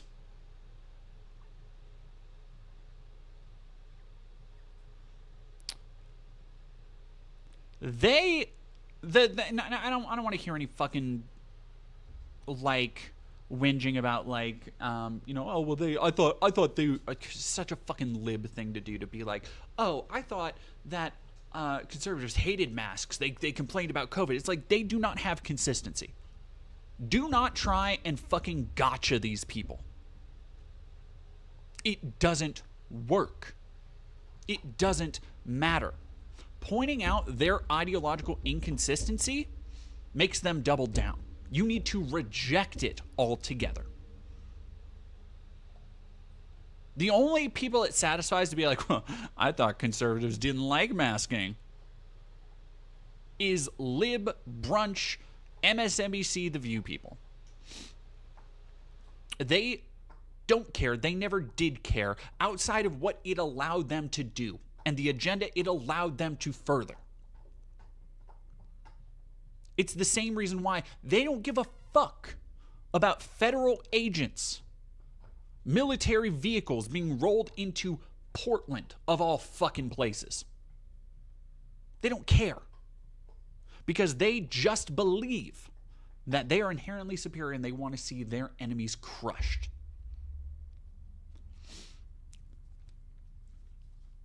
Yeah, it's such a Bill Maher line of thinking. Speaking of fucking Bill Maher, oh my God, I'm so tired of that. Ugh. Look. Bill Maher, shut the fuck up.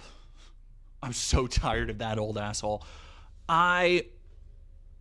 He what did he say the other day? He said, yeah, maybe we can come together and the left can get over their dumb woke bullshit and the right can stop their open slide into tyranny. It's like, you old floppy cocksucker, you stupid bitch. Those two things don't sound... I understand when you're old and insulated by privilege, when you're a fucking rich asshole who nobody likes and people constantly tell you how little they like you, you might feel like you're being attacked by the woke left. The fact of the matter is, you're just a fucking asshole. That doesn't change the fact that those two things are not the same. I kind of feel like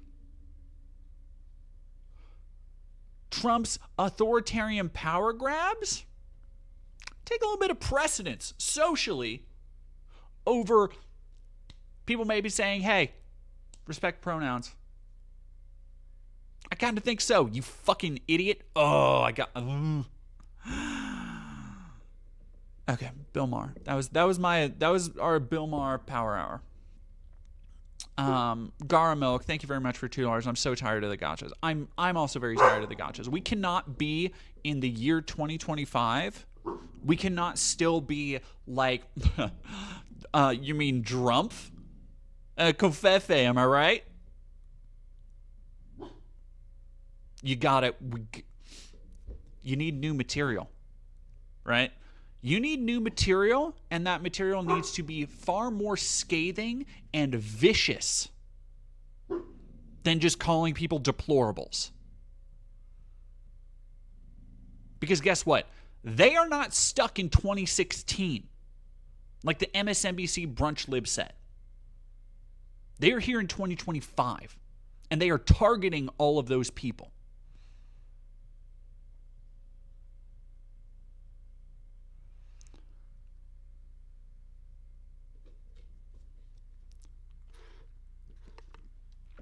More people need to get dark woke. Everybody needs to get dark woke. Makes an AI generated image of Trump's face on a taco. Oh, God.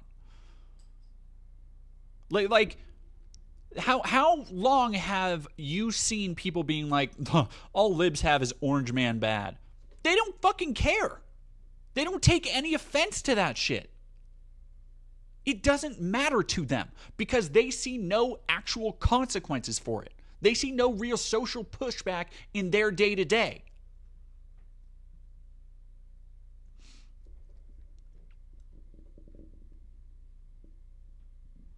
How are we going to convince the liberals to stop with their moralism? That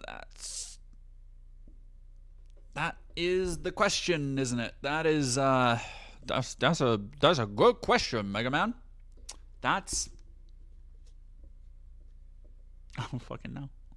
I honestly don't know how to even broach that topic of like, what do we do to make people see that? Because here's the thing, and this is where you get into like treatlerism, and this is where you get into like, people just wanting their little treats, is that so many people cling to distraction. It's the cabaret thing.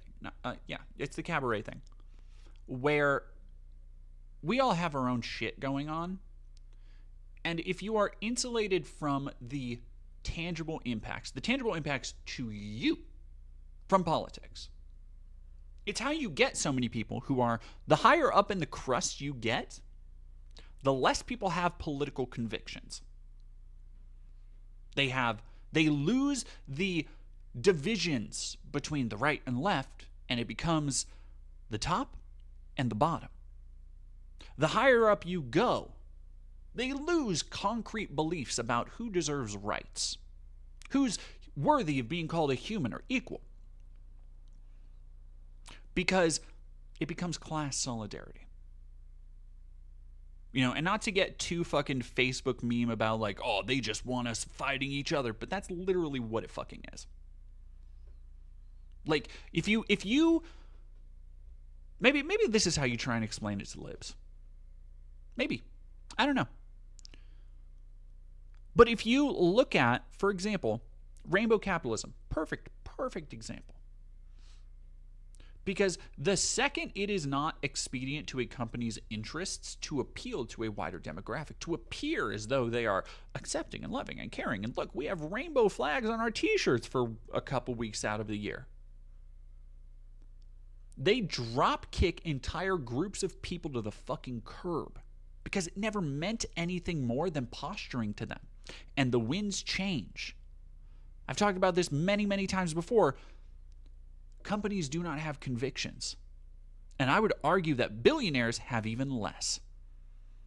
You think people like, and I've talked about it a little bit before, but it's really hard to grasp, I think, how horrible and heinous and detached from humanity people like Peter Thiel, Elon Musk, Jeff Bezos actually are. How they see themselves as these tech oligarch messiahs, destined to rule over everybody else.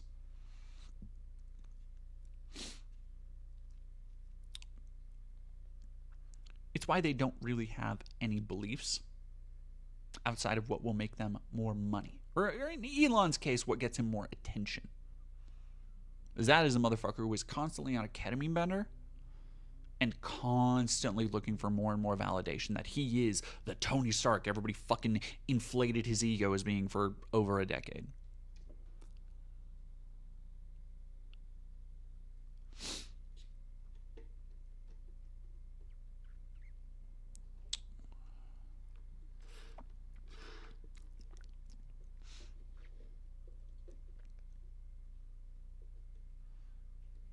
Material interest corrupts people. Yeah. Because guess what? It is if you have money, if you have those material interests, it's really hard to look down the barrel of maybe getting that shit taken away if you take a stand.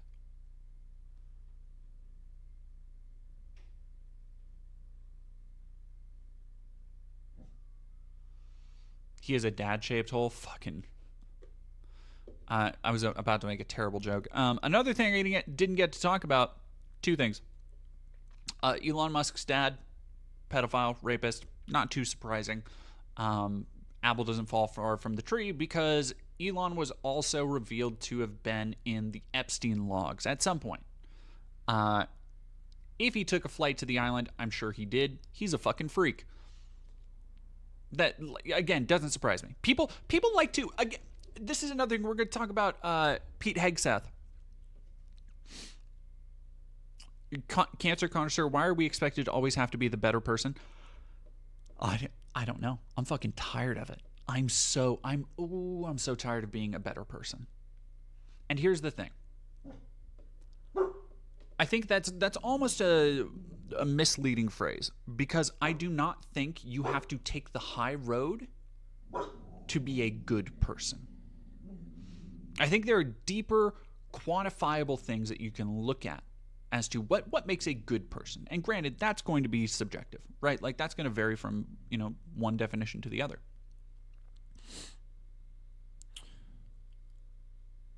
But at the end of the day, I think, most people can agree, regardless of what side of the ideological spectrum you're coming at it from, a good person wants to care for others. A good person wants to provide for their loved ones and their family.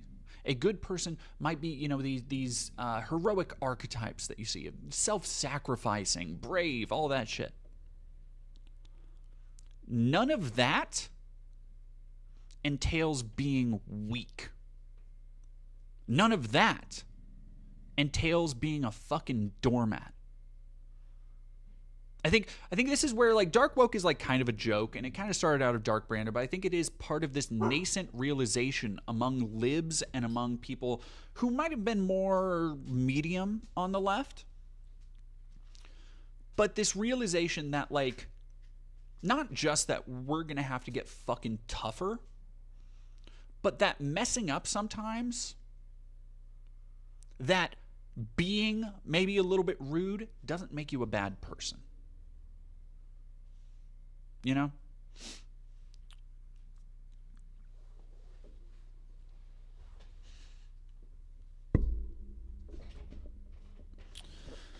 Like, we need more...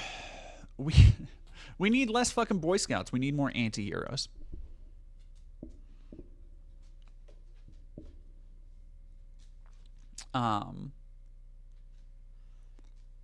Yeah.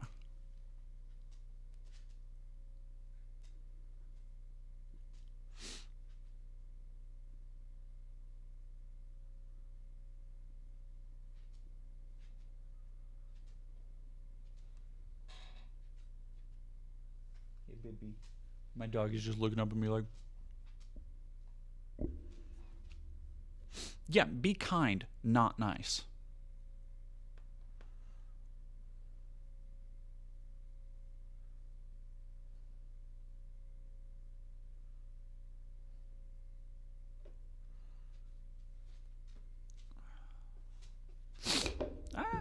Okay.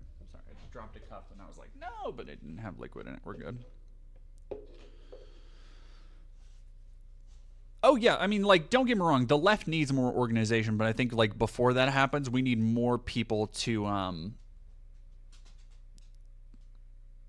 get on board to get on the same fucking page. Yeah. Like I it's one of those things that it pisses me off where you have all of these, you know, you have all of these people who are like, oh, you know, Antifa, we won World War II. And like, again, it's this kind of like lib thing of like, okay, but you're not fighting Nazis in the streets right now. Like, there are Nazis walking around. You're not doing the thing that you're advocating for.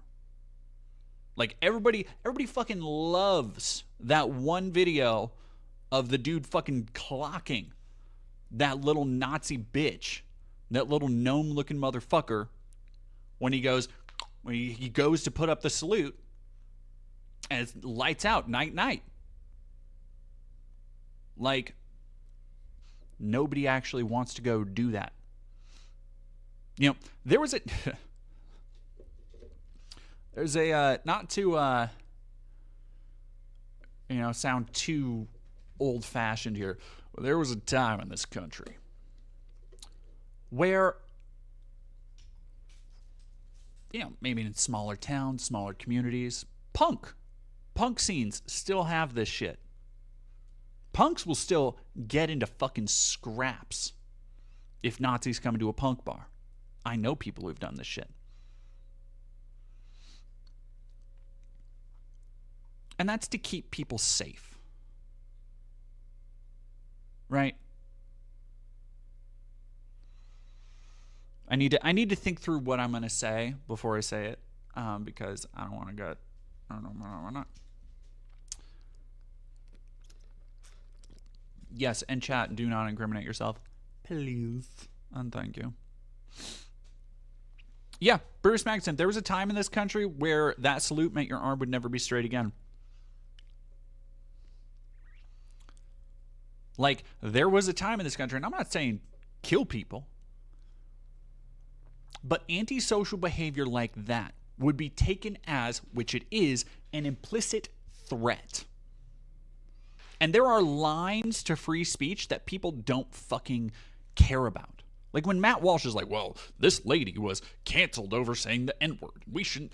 He doesn't actually give a shit. He just wants other people to know that he thinks it's okay that people should just be able to say the N-word all the time. Because that, in and of itself, is an implicit threat. It is the acknowledgement that they see somebody as lesser. And an acknowledgement of all that comes with that. Not only do they see somebody as lesser, but that means that that person is then lesser deserving of rights, consideration, care, attention, value, worth, jobs, all that shit.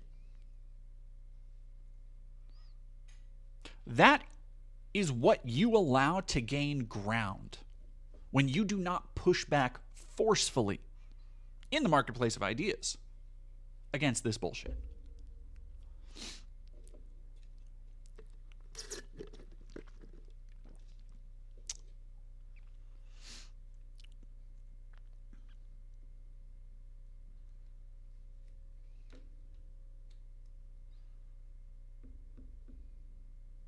Am I a poor leftist if I don't want to do all that?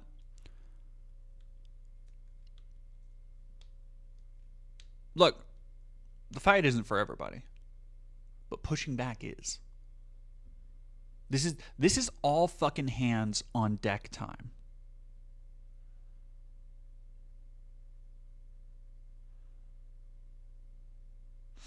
Why am I on X though?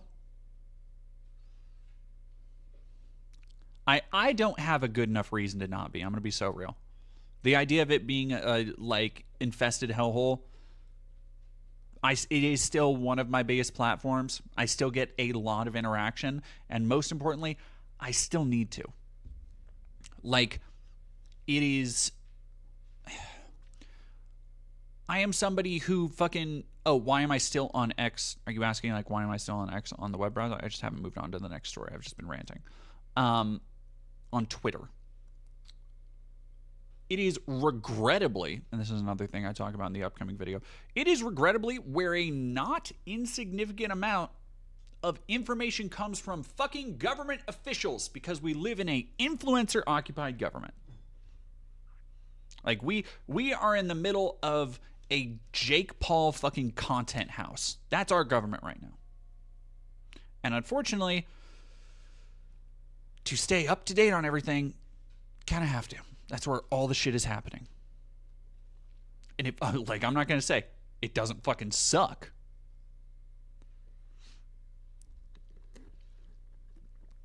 But also every now and then I know I piss off a Nazi or somebody. Like, being able to tell Matt Walsh that I'm going to piss on his grave, and then the fact that he saw that, that's pretty good for me. I'm not going to lie. That's pretty good for me.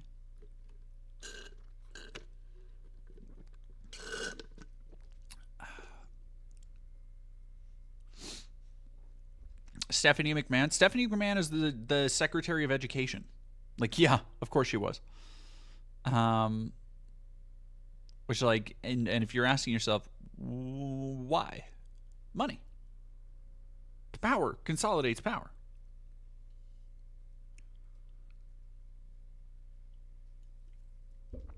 What's the safe exposure level to Twitter? Nothing. Not a goddamn thing.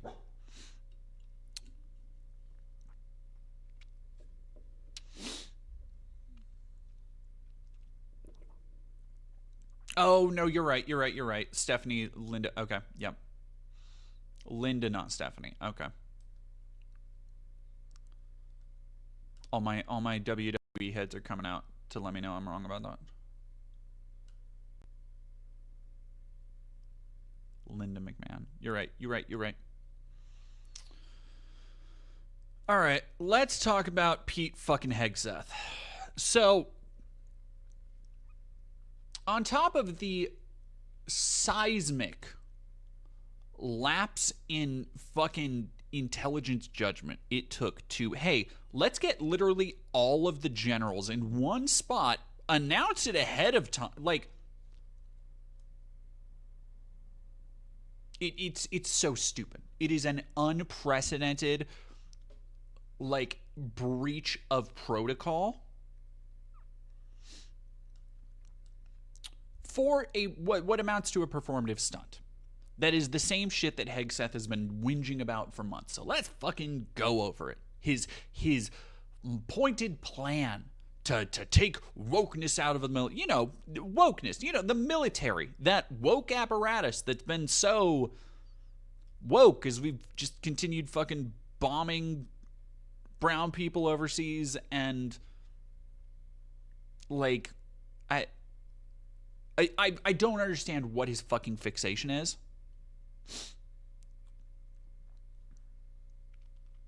He's still drinking on the job, almost certainly. That is a man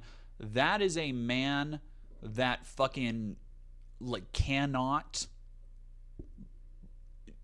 like, function without alcohol.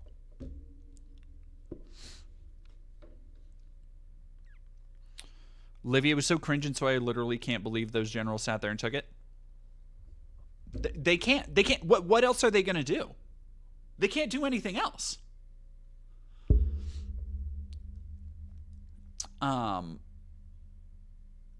Have a good one, CC Foxpins.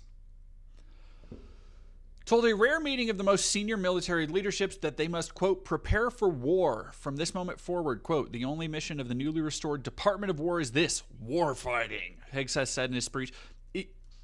Hegseth talks like every press release and promo EA did for their Medal of Honor reboot. Do you remember that? Around, I think it was 2010, 2011, EA rebooted Medal of Honor and went head-to-head with Black Ops, and their whole shit was like, it was just fucking copying Modern Warfare's homework, and it was just like, we got tier 1 operated. They got, look at these tier 1 beards, and it's just like,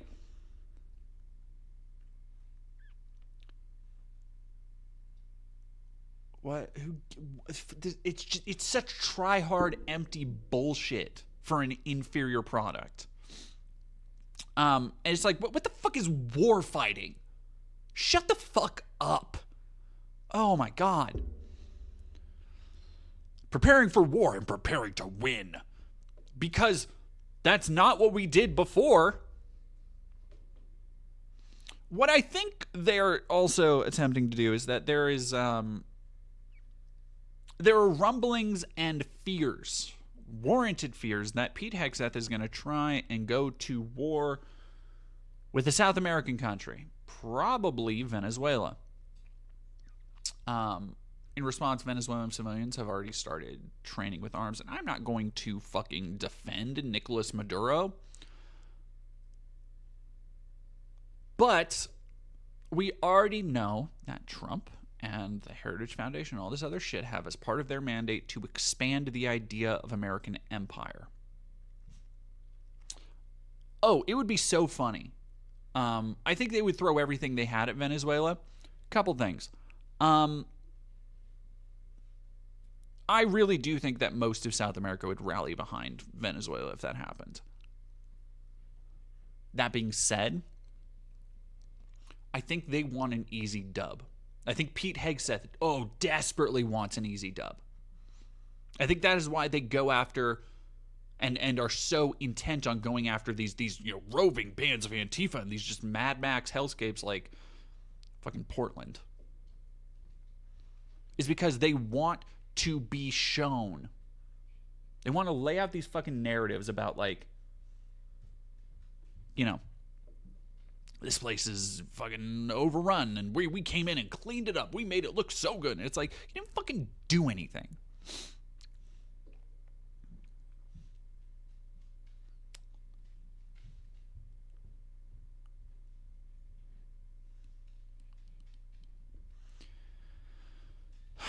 Unrelenting and uncompromising in that pursuit, not because we want war. No one here wants war, but because we love Pete. God, he's such a fucking dumbass.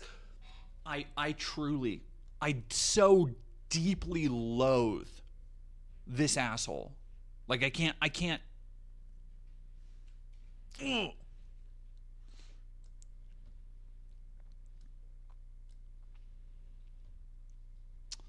Hundreds of generals and admirals with 1-star rank or higher were called from all around the globe. The move comes just weeks after Trump signed an executive order renaming the DoD as the Department of War, a title last used in 1947.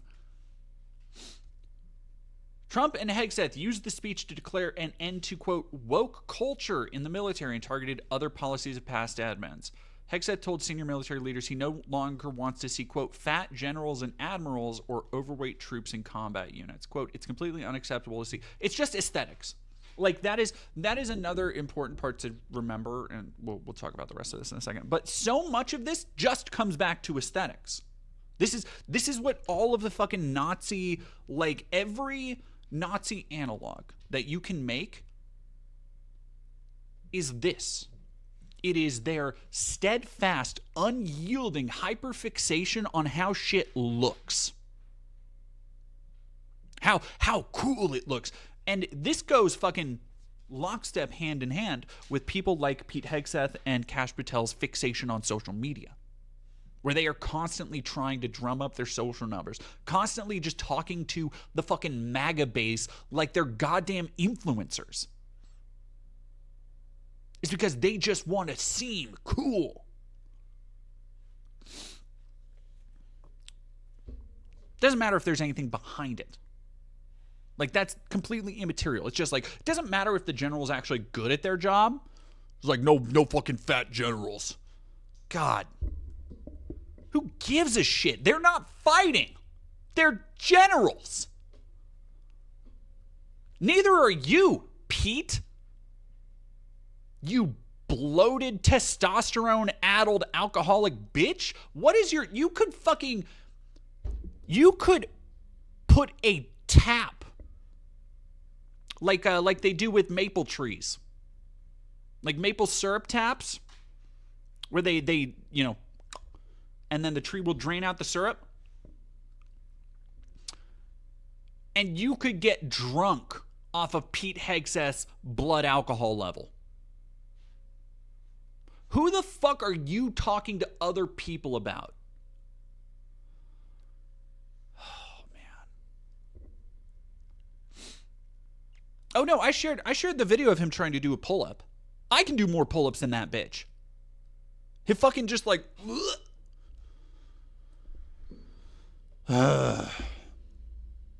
warrior ethos. You fucking dumbass.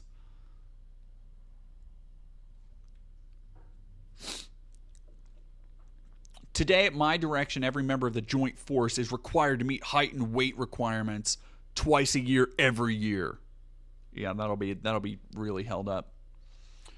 He added the U.S. military will mandate troops in combat roles to meet this highest male standard only, requiring every service member in such positions to score above 70% on the male standard of their branch's physical test. Who gives a shit?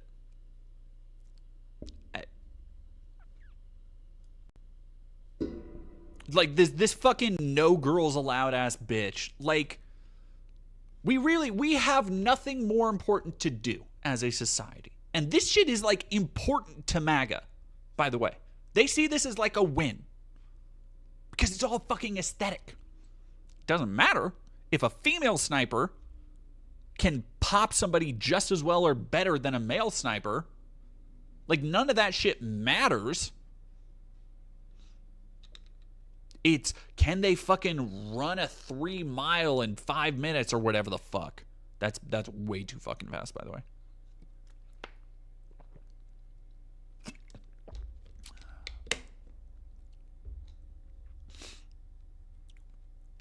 No, it's not height requirements as in they need people to get, like, be tall. Height requirements as in height to body mass ratio.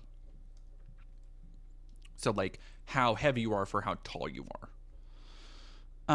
I saw that. Awesome, Stella. Ron's KFC, thank you for $10. I think they're trying to filter out who is loyal to the Constitution. Yes. Before they violate the Posse Comitatus Act. Almost certainly. Almost certainly. Vito Corleone, thank you for following. No more identity months. DEI. Like, everything he says, you can just say it in the most shitty frat bro voice possible. No more identity months. DEI offices. Dudes in dresses. No more climate change worship. No more division, distraction, or gender delusion. No more debris. Debris? What the fuck? We're done with that shit. Oh, fucking, he swears. Oh, watch out. The department. Oh, boy. You fuck.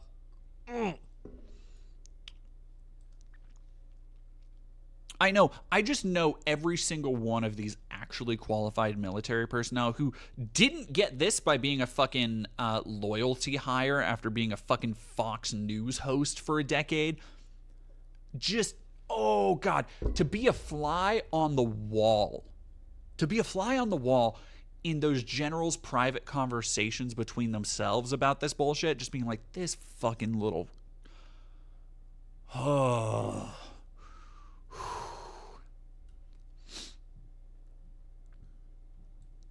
We are overhauling an inspector general process, the IG that has been weaponized, putting complainers, ideologues, and poor performers in the drive. This shit has never happened. No, here's another important thing. Because they're just against cancel culture. So I need to say, Pete Hegseth,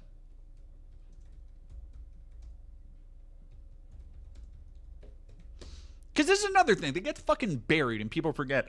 I'm going to say, because I have freedom of speech, Pete Hegseth is a fucking rapist.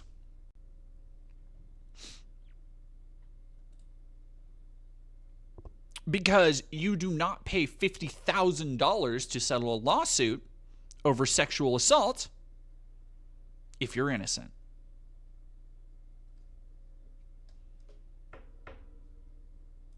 So, because rapists run in packs, Trump, Hegseth, another thing he has talked about overhauling is this bullshit idea of like, well, men just, you can't even give a dame a compliment anymore. They just get so fucking uppity. Hey, I'm just trying to say you got a nice caboose, va-boom. And people get so mad. Like,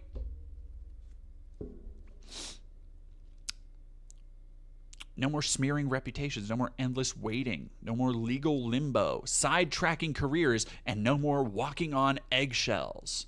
Which, You need to read between the lines a little bit, but what he's really talking about there is things like inner office sexual harassment complaints, people who are abusing their power, shit that they have no compunction or care about. That's what I was talking about when I talked to the National Guards person earlier. Full review of terms like toxic leadership, bullying, and hazing, which she argued have been weaponized. The definition of toxic has been turned upside down, and we're correcting that. If that makes me toxic, so be it. Oh, fucking, he's so edgy. I hate that. Oh, I hate him so much. It's just, he just thinks that he's so fucking edgy, and it's just the same shit over and over. Yeah, Livy, he's basically saying rape is a forgivable act. Yeah. Sexual assault is a massive issue in the armed services, Bruce Magnuson. There are already so many service members who aren't fucking, who don't come forward. Or if they do, the amount of people who have been, by the way, literally fucking buried over that kind of shit. But he doesn't give a fuck about them because women should be, hey, what the fuck are you doing? I'm just going to end up doing a dice bit. Oh!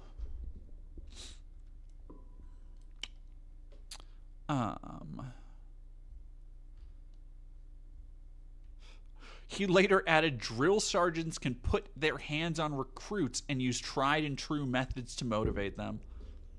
You know, like that classic film that was so great that worked out so well. Full Metal Jacket. Sure. Yeah. There couldn't have been a reason why people stopped doing shit in a horrible and awful way. Who's to say? Who's to say? Hegseth echoed, quote, speaking outside of White House ahead of his address, Trump also underscored he would take a hard line in evaluating senior leaders. Quote, I'm going to be meeting with generals and with admirals and leaders. If I don't like somebody, I'm going to fire them right on the spot. Hegseth echoed Trump's words, telling senior military officials to do the honorable thing and resign if they didn't agree with his views on diversity, COVID-19 mandates, or criticisms of trans individuals. So, what is happening here is a loyalty test. Anybody who does not fall in line, and this is maybe the most egregious red alert possible, because they are now culling the people who they think will stand against them. That is what this is making sense of. They are now trying to get anybody who would ever stand against their power grabs, the shit that they just want to do willy-nilly, out of there. At the faintest whiff of resistance from people who are actually fucking qualified at their jobs, these dullards are going to freak out and call them woke, leftist, Antifa, undercover operatives, whatever the fuck. And their base will just eat it up. And they will be replaced with somebody who is like Pete Hegseth, unqualified, an idiot, a bully, and a loyalist.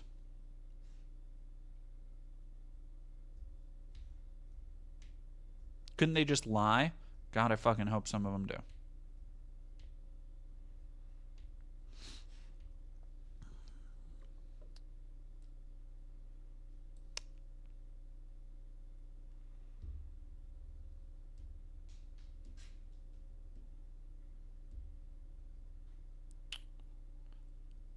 Jesus fucking Christ. In his speech, Trump said the Department of Defense should use dangerous cities as training grounds for the military and National Guards. He said, quote, I told Pete we should use some of these dangerous cities as training grounds for our military. But military, because we're going into Chicago very soon. That's a big city with an incompetent governor.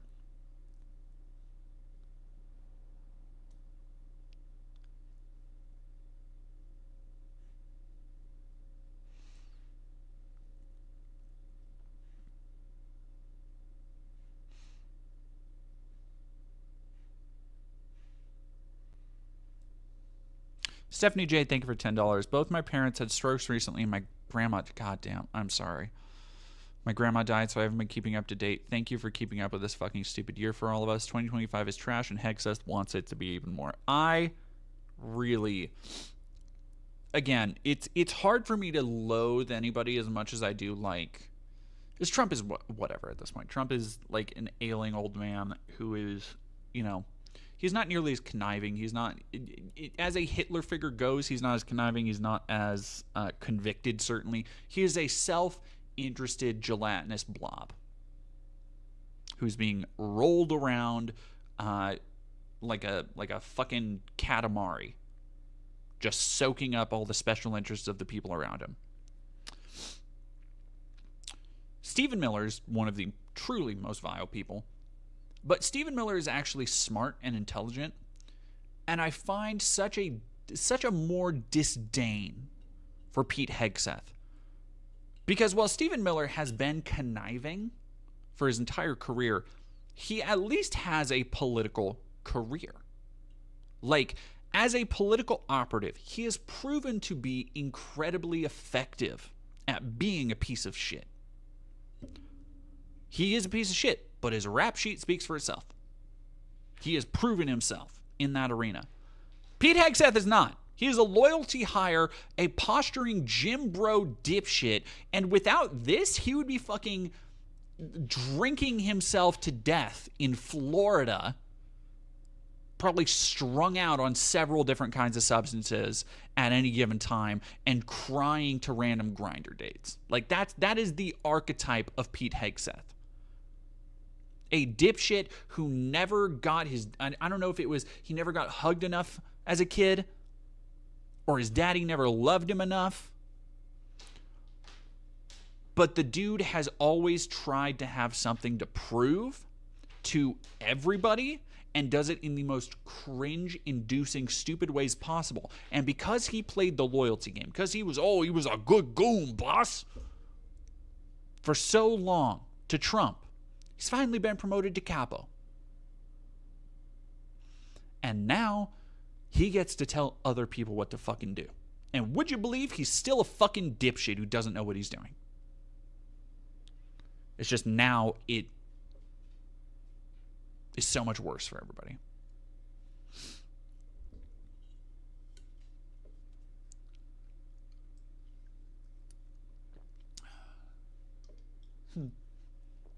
DUI hire is pretty good.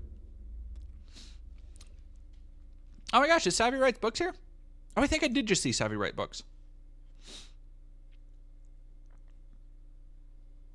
Oh, yeah. DUI hire. It's pretty good. Yeah, let's watch the Ammon animations thing real quick.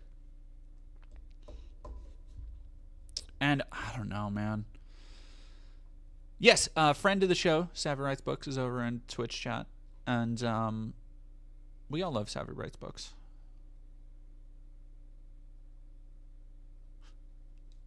Apparently the guy who warned Mike Johnson he was going to spill the tea on his Grindr is in hiding now, has lawyered up, and has spread the info to more folks. Jesus. That's so funny. It's not funny for that person, obviously, but that's like trying to hunt somebody down and silence them is not the thing you do if you're innocent. Let me put it to you that way. Another unfortunate side effect of me listening to so much Behind the Bastards lately is that I'm getting my stupid Richtofen accent back, which is... So, y'all may notice, I do a lot of funny, dumb voices. This has been a verbal tick of mine since I was a child. And one of the voices I picked up in around middle school from playing Call of Duty Black Ops was a German accent, a shitty German accent from the Richtofen character from Call of Duty Black Ops, the Zombies mode. And that has been one of the, like, I fade in and out of it lately, and it's driving me up a fucking wall. Ted Cruz shared his "Let's Stop Attacking." Oh God, I forgot Mike Johnson does the porn history thing with his fucking son. Also, another Nazi, crying Nazi, Christopher Cantwell.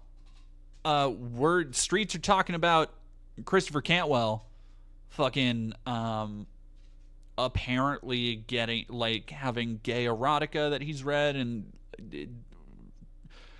that's a deep cut, because who the fuck gives a shit about the crying Nazi anymore? But many such cases.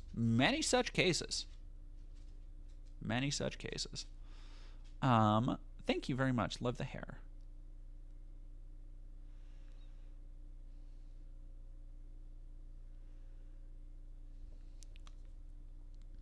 Alcoholic Cookie Monster was a funny. Somebody commented about Alcoholic Cookie Monster, and I completely forgot about that bit, and I was like, oh yeah, that was a dumb funny thing I did. I do like Alcoholic Cookie Monster.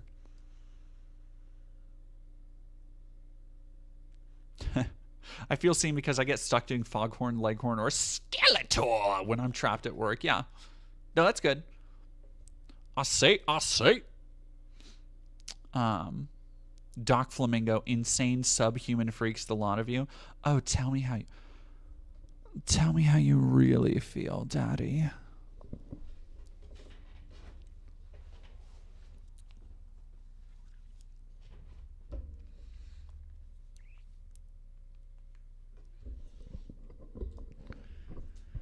My dog just went because I stopped petting her. Oh, puppy.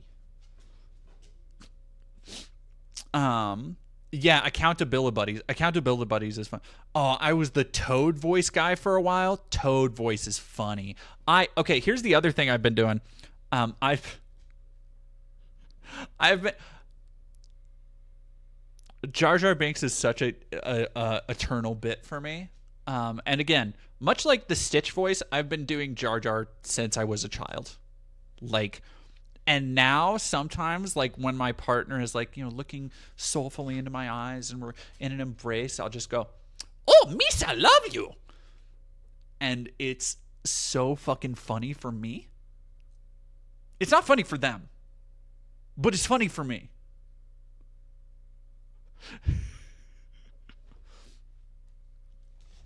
Oh, hello. What? Why do you want to fight me right now? Why are you like this? Oh, yeah?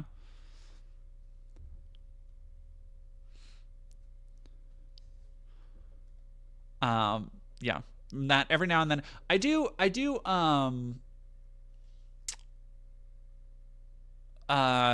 another one I like to do is like Yoshi noises. I'll just go like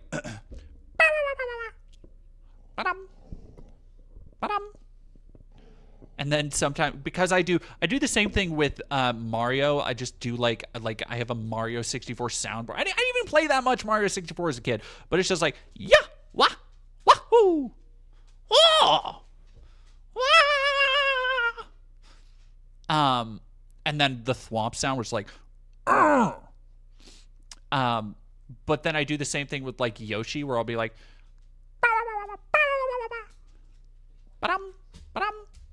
and then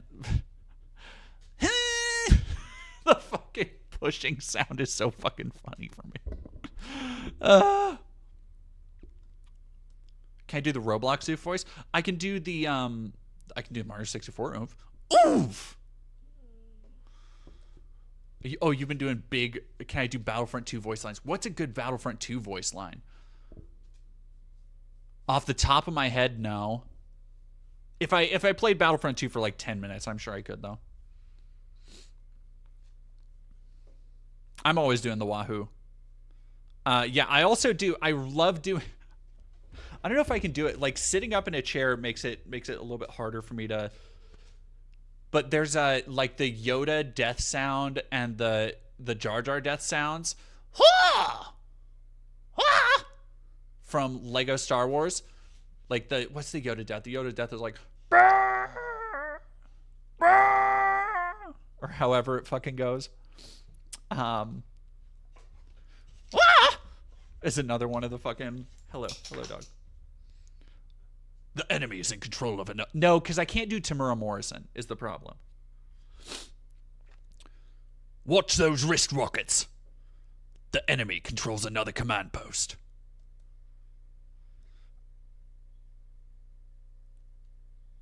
Ah! Oh yeah, I do. I've been, unfortunately, because I've been in fucking uh wah! Yeah. Um I've been on a Metal Gear Solid kick because I'm also doing a video on Hideo Kojima and Hideo Kojima's things. Where I've been playing a fair amount of Metal Gear Solid, so I don't think I've been doing it around my partner, but I've been very subtly just like,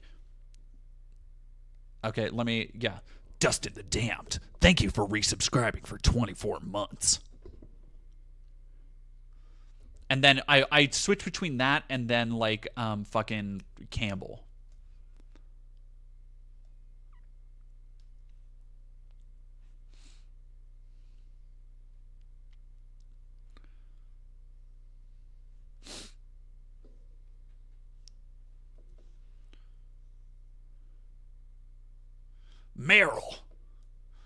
Meryl.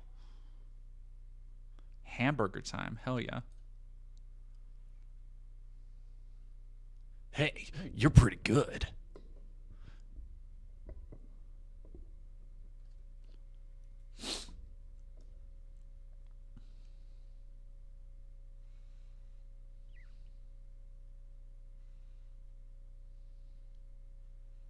Raiden from Mortal Kombat. Which one? It depends, because Raiden has like a, well, yeah, because Raiden's for a lot of those ones, like MK9 and MKX, Raiden just sounded like this. Well, that just sounds like fucking Colonel Campbell.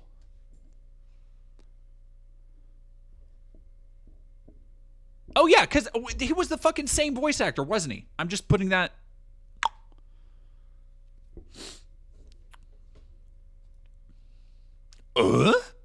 Tim the Toolman Taylor.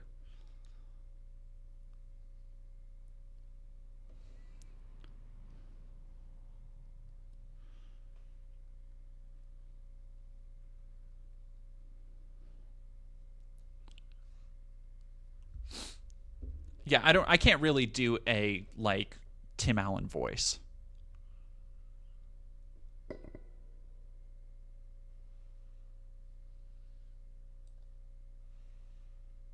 How do I always get fucking sidetracked by this shit?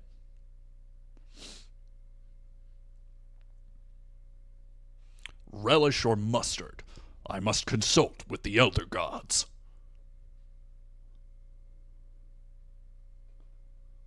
Yeah, all I can think of is the one. I'm trying to think of like what voice lines do I remember, and it's just because I've seen the MKX fucking System of a Down trailer 10,000 times, where Raiden just says, "There are fates worse than death. Get a load of this." What? Oh my gosh! You just fucking unlocked a Robotnik memory for me. Fucking yeah.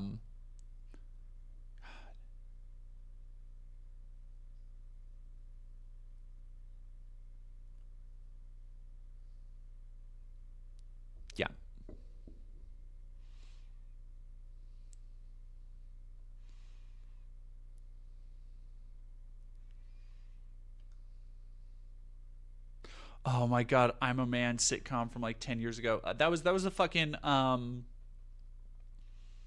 that was a goddamn, yeah. Oh man, you know what? I don't mind the MK11 story. I don't like the MK1 story.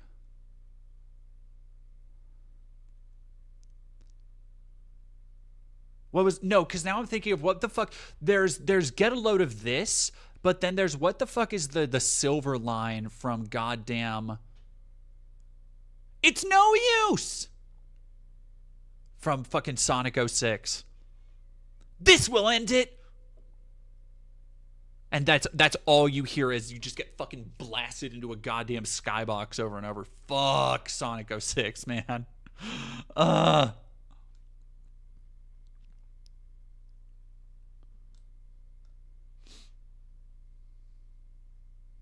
die on the hill that MK1 sucked. I'll be right there with that fucking I Good old Stunlock. Stunlock the Hedgehog is fucking funny. Take this! Yeah.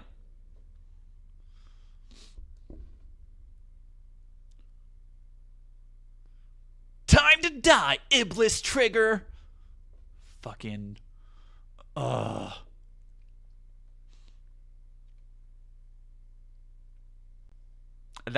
is the one where Sonic kisses a human lady.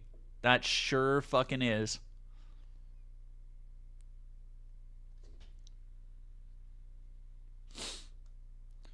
Chaos Control.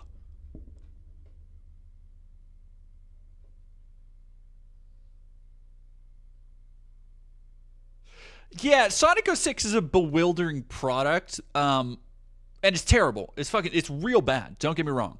But there's a certain je ne sais quoi to it that is like, you know what? It has a... God, no, it's not even Deadly Premonition, because Deadly Premonition is a legitimately great game underneath janky bones. But it has a room-like quality to it. Because you're a beta cuck, Sonic. To bake the cat, Froggy. Froggy, where are you?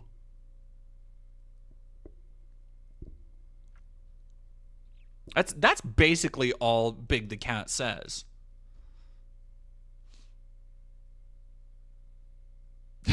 Sonic 06 can no longer be controlled by humans.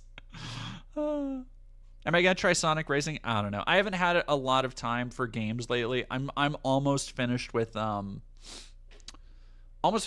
Hill F, but I heard that is kind of a near like a Yoko Taro situation where they add a lot of stuff to the next game, so you're not really done with it until you play the new game plus. And so Silent Hill F. I have Chronos: The New Dawn, which is real fucking good. And what?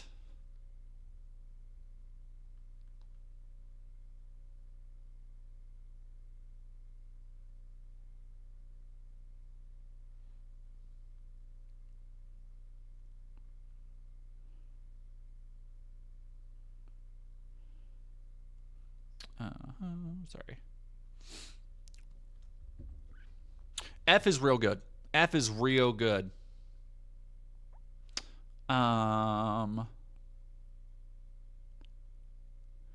Shadow kicks Silver in the head. Oh yeah. Chronos: The New Dawn, real good. That game's cool as fuck, and I'm really happy. I think Bloober Team is entering their like Remedy era, because that's kind of what it feels like. It kind of feels like if Remedy made Dead Space right now, and I hope it's solid so far. I'm only like an hour in. And then Hotel Barcelona, the new game from Swery and Suda51. I didn't realize that fucking came out. And then I got Hades 2. I haven't had time to fucking play it. So I just have a lot of games that I want to get through and want to play. And then next month is Ninja Gaiden, which I'm so stoked about. And then what else was next month? There's a couple things next month. There's one that I know I'm forgetting something. Ninja Gaiden. I don't remember. Silent Hill F came out. I'm good.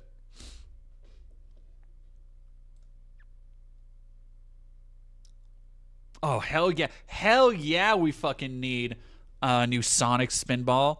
That fucking first track.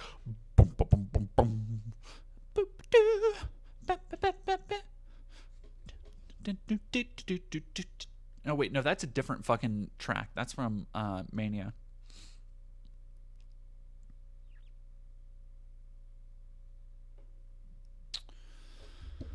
Yeah, right at the top of my thing. Right at the top.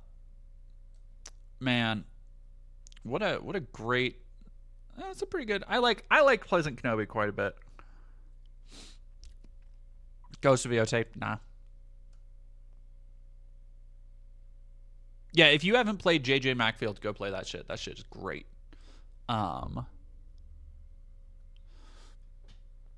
No, I don't really care about Ghost of Yote. If I hear Ghost of Yote is like, oh, it's fucking, you gotta play, like, maybe, but I did not really care about, I didn't really care about Ghost of Tsushima. Just to be here, Rouge the Bat's theme is so unnecessarily sensual. Is it? Is it? Speaking of obligatory Rouge the Bat.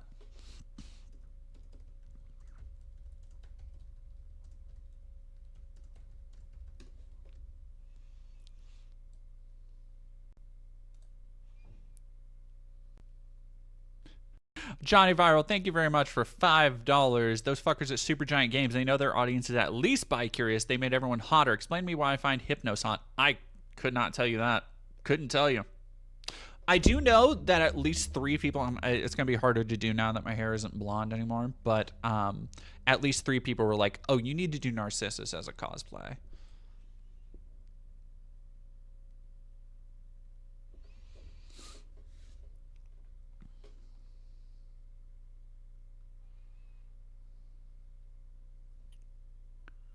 Oh, was this it? Damn it.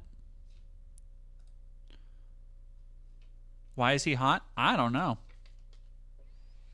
I can't tell you why you find things hot.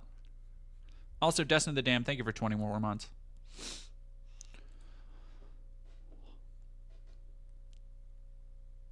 Squint your ears? That's a horrible thing to fucking say.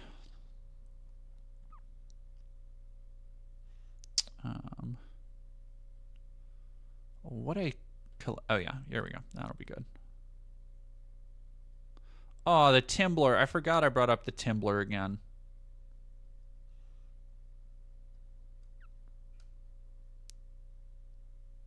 Anyway, if you haven't checked out my Rouge the Bat cosplay, I believe... I'm pretty sure all of the photos are up now on the OnlyFans. So this is my... Somebody mentioned fucking Rouge the Bat, so this is my obligatory... go check out my fucking latex cosplay photo set I did. Because, yo, I put so much... Also, actually did it in an art gallery. Yeah. My banner has the wrong your. I know. It was a joke from 2 people who used the wrong your in both cases. It was... Yes, I know. I did not make it. I just love that banner. Last Red Bull, thank you for $2. Shiba dog with a big smile on his face, tilting his head. I don't know what that means. Oh, God.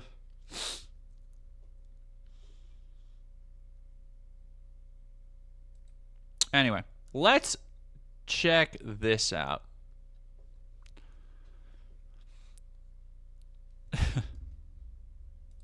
It's been hanging over our lives like a cloud these past months. I love how we are being sued by Bold Guy, aka Matt 1530. Holy shit. Zone. We did our thing and we made a reaction.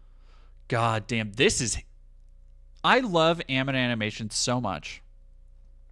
How do I stand in heels with my feet? I don't know.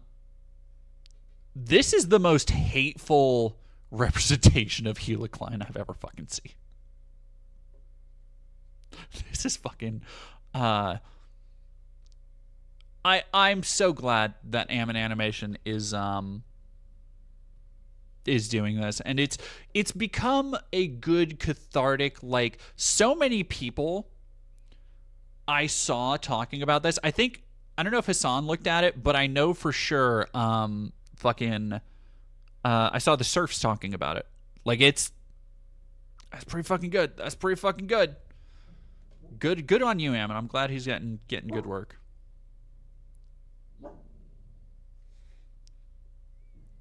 Action video about him on our second channel, Ethan and Eli. And I think the heart and soul of this is like that he doesn't like that we made fun of him, and so he's suing us.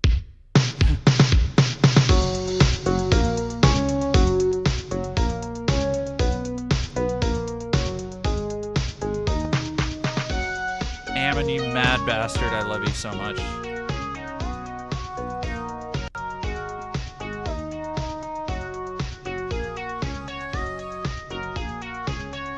Wow, Ethan, great move. Keep it up. Proud of you. I'll be right back, chat. Oh, I can't leave during this. Oh, hi there.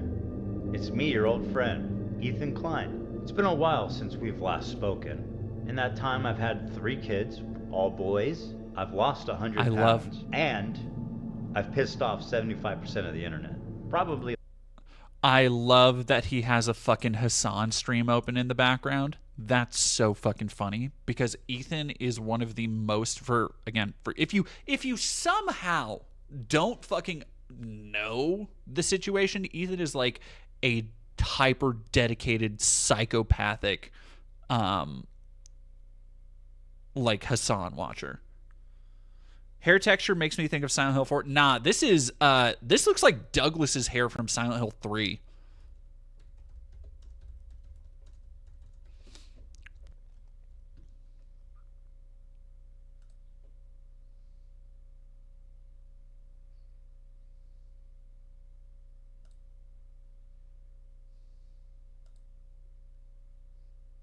Come on, just give me the thing.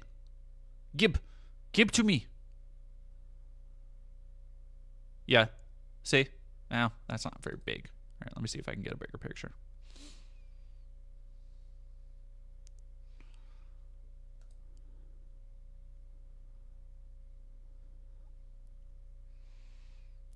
Like that's pretty fucking dead on though. Like this one's a little bit crazier, but it's in the same ballpark.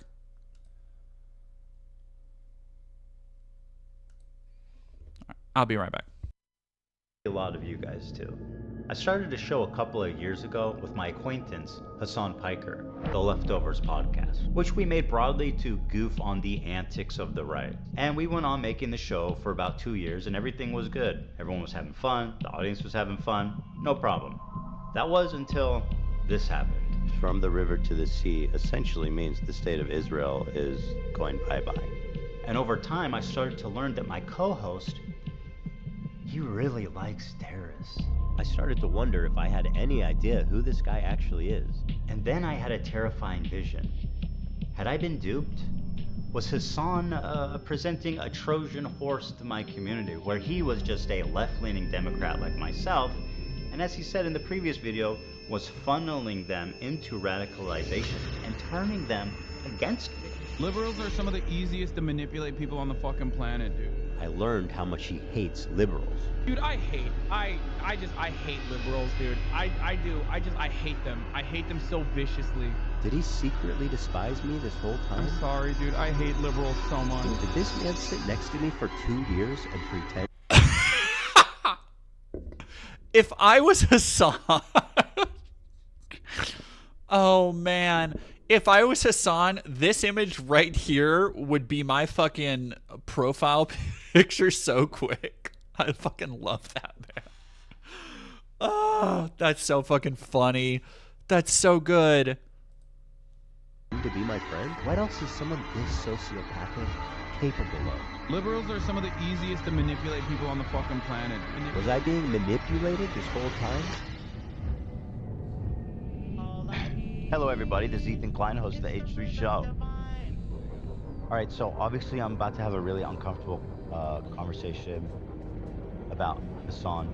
And why, bro, why are you I wanted to leaking? do a Why is he really fun leaking, episode bro? about Twilight today, but blame it on the anti-Semites. The openness and brazenness with anti-Semitism has left me no choice. I have no choice. But I'm hallucinating, according to Hassan. Well, let's see if I'm hallucinating. The big story breaking right now is that since October 7th, Twitch has blocked the entire country of Israel from making new accounts. Secretly, silently, no statement, no explanation, has blocked an entire fucking country. How does that happen? The word Israel is considered a invalid word when you're trying to make an account. Usually from Israel. You know what? But hold on. Before you answer. Yeah. But why does then both Palestine and Hamas are acceptable? This guy's name is I Love Hamas 123, that word. Yeah, well apparently that's dope. In Hassan, it's by Hassan, And in his community, I Love Hamas 123 is just another member of his community. I'm being real. It's just way too many coincidences. Hassan is on the homepage of that website every time I go there. He's the most viewed live streamer alive right now. Yeah, because they keep putting him at the top fucking page every day. Yeah, but yeah. And no, but there's no. What's crazy is there's nobody on the entire platform to call him out. Nobody. They've all been banned. They've all been banned. Nobody. There is nobody. Hassan is under like federal fire right now. And granted, this wasn't at the time when Ethan was having this fucking breakdown. But the idea that like nobody criticizes Hassan or that he has this kind of institutional support, the only support he has, again, to go back to comfortable liberalism, the only support Hassan has is because he does bring in a lot of money and interest to Twitch. That's it. If Hassan did not, he would have been out of there yesterday. Also, yeah, Asmongold is fucking there. What the fuck are you talking about? Not a single dissenting voice with his fucking straight up radical, anti-American, anti-Semitic, fucking pro-China, pro-Russia, pro-terrorism takes. This is fringe, psychotic shit that is not normal. And it is the only acceptable voice on Twitch. Explain that to me. How is there not one dissenting voice on that entire platform? Snails are kind of doing the thing that people meme about, like docking penises, basically. I don't know what that means. Docking when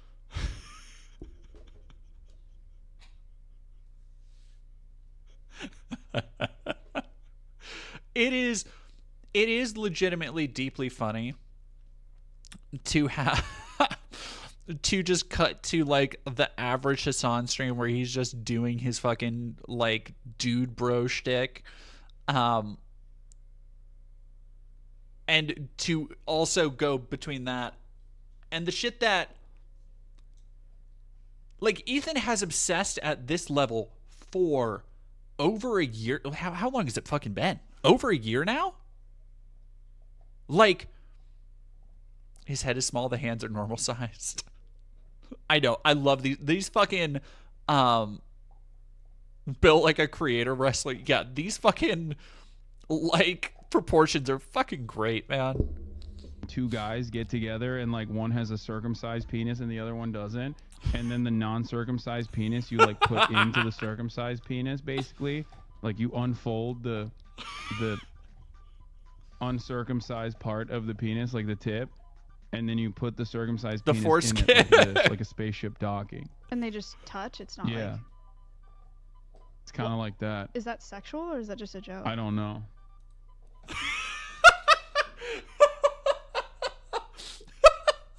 I have never fucking seen that, but that's so fucking funny.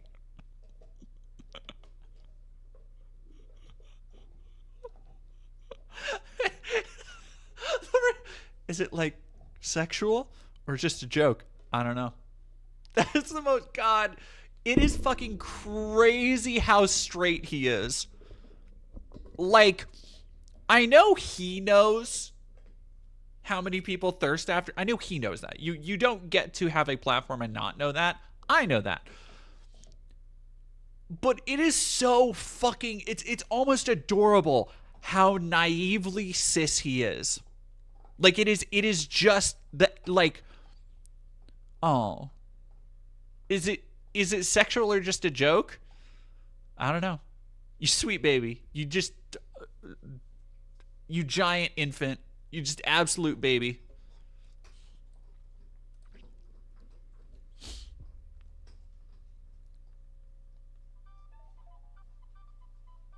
I don't think that it's like that at all. This is Nazi shit!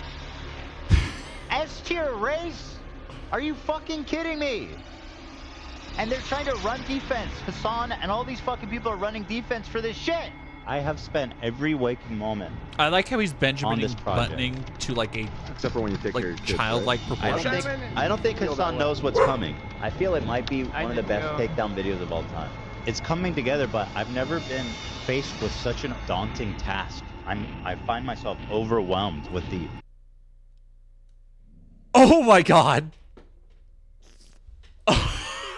So, tell me, chat.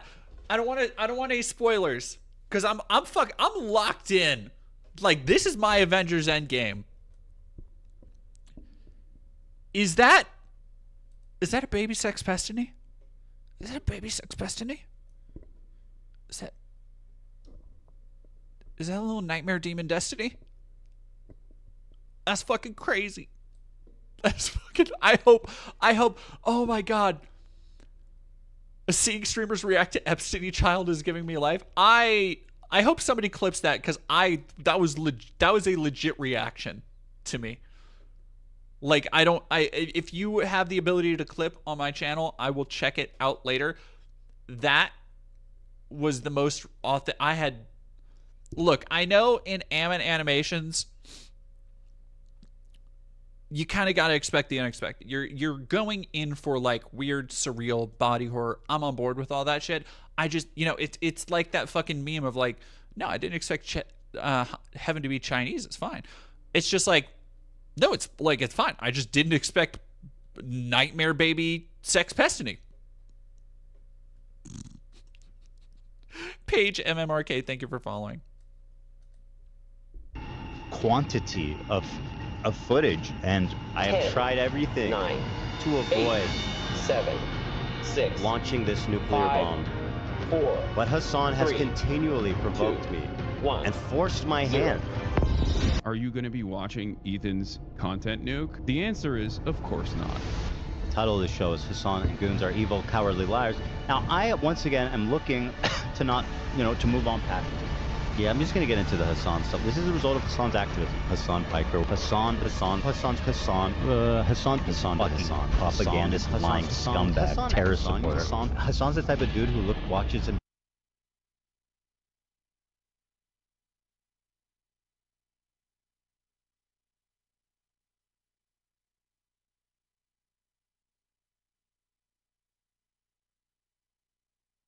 Oh, sorry, muted.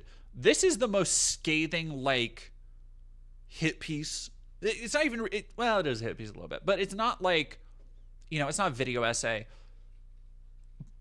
But it is such a, while being completely fucking unhinged, it manages to somehow be a authentic and realistic recreation of Ethan's mania because it is so unhinged.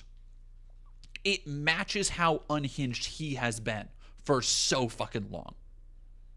Like, to the point where the middle space of it being this kind of surreal Lynchian horror show, it collapses to where it just feels real.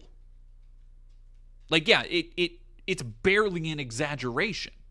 His normal behavior has been so bizarre and unhinged and rambling, and especially to many people who are like H3 fans, kind of surreal to watch in real time, that this doesn't even really register to me in the same way as, like, the Matt Walsh video, which we watched Ammon's Matt Walsh a couple of times. Himself in the mirror when he has sex. He probably sets up a mirror and jerks off watching himself. I don't want to think about that, man. Think about it. Hassan dropped new merch today, guys. What a dumb, cringy fucking tryhard. Please, can we just all point, make a circle around him and point and laugh? Can we please just fucking point and laugh at him? And why is this? Why do we allow this? This should be illegal, and nobody cares. Somebody, please! It's insanely pathetic! I'm about to hit Celestial, Nate. Where you at? Celestial? Yeah. What is that? I don't even know what that is. That's what it's called, right? The one after Grandmaster? Alright, where were we? I wanted to say Hassan is the human embodiment of the Che Guevara shirt sold at Hot Topic. He is that. Personified. Were you thinking about that in the bathroom? I did. Yeah. I would love to open the stream, but I think things are too contentious.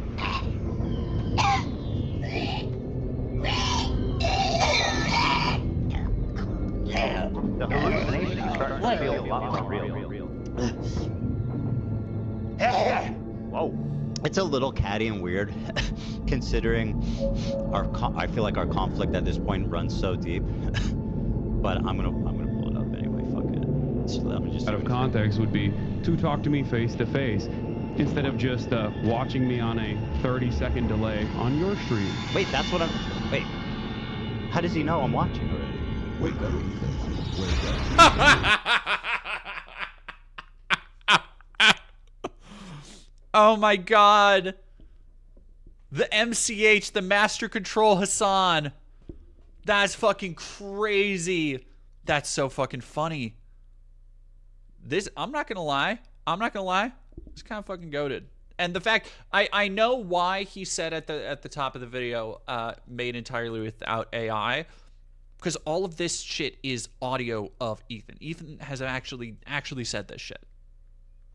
Like, damn. Wake up. Come on, Ethan, wake up.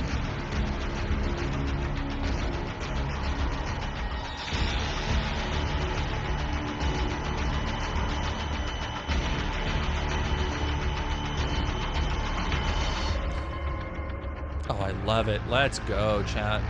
Is that Joe Brandon? This is no longer a dream. This is a nightmare. Wake up. Oh no, that's fucking what's his face. That is not anti-Semitism. The fact of the matter is this conflation is dangerous for Jews. I like how they barely changed Sam. Like he's not really exaggerated at all. I kind of like that. That's funny for me. Damn, I wonder how much work actually goes into like because they're such great caricatures, but like getting a 3D model of this shit put together based off real people cannot be fucking easy. iDubbbz, yeah, that's iDubbbz. It is a way of weaponizing anti-Semitism that has enabled Donald Trump to do the shit he's doing, that has enabled the slaughter of thousands upon thousands of children and women and men for that matter. And this type of conflation, Ethan, is what I find far more irresponsible, frankly. Docking when two guys get together.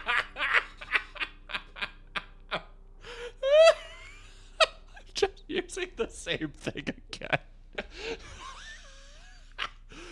Oh.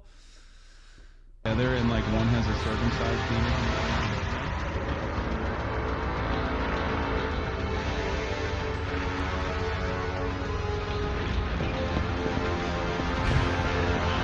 It's a weird like pear-shaped body.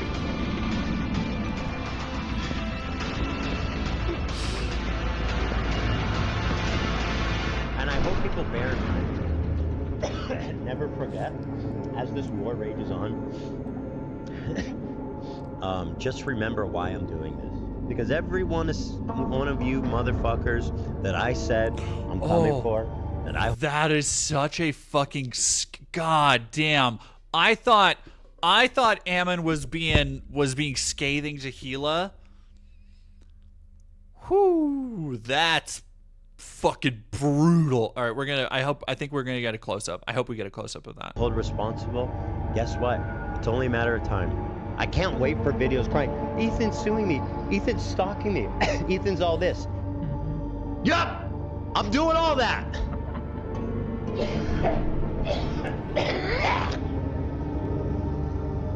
Here's the thing, and he said, oh my god. I just want you.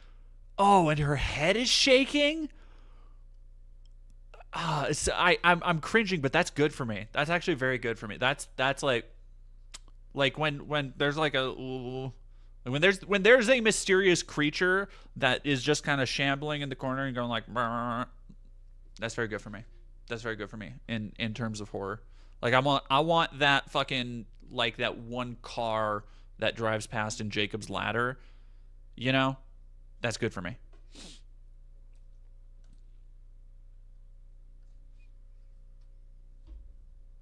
You to know. I want you guys to know something. Look at me. This is me. I win, you lose. And you will continue to lose, and I'll tell you why. Because I'm not done. I'll never be done. I will never be done with you. That's how much you've betrayed me and how much I want you to know how much you lose and I win. Do you understand? Does anybody like I know so many people. Isn't Jacob's Ladder a type of dick piercing? I don't. Maybe? I don't know. I don't think so. What is, like... Are there still diehards for Ethan? Like, he has to still have fans after all this. But, like, how many are willing to put up with this shit? Because this is fucking unhinged. Like, it can't just be a lolcow. Like, I know he's a lolcow, but it can't just be. Like, lolcow fans watching him. Prince Albert, that's what it is.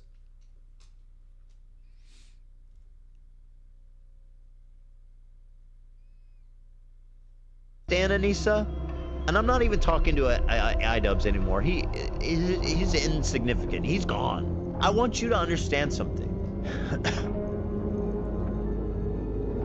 I am never gonna be done. When you see this, you know that this one watch, is probably worth more than your entire worldly possession.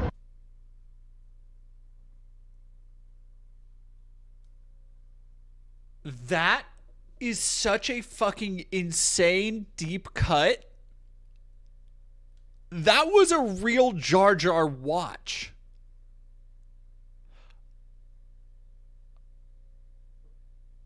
I had one of those as a kid. There was that, and there was a C-3PO one. My C-3PO one broke, and so my mom took it back, but they didn't have any. But no, that's a real fucking watch.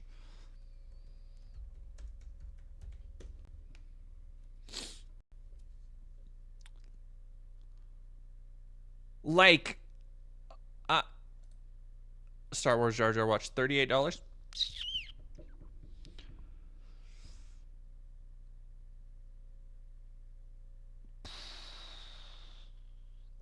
$40 for the Jarch?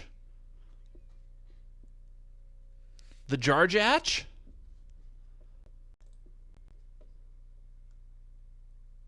Yep, look, he even got the Jar Jar. That's fucking crazy, the detail that went into that. Look at that. Look at that.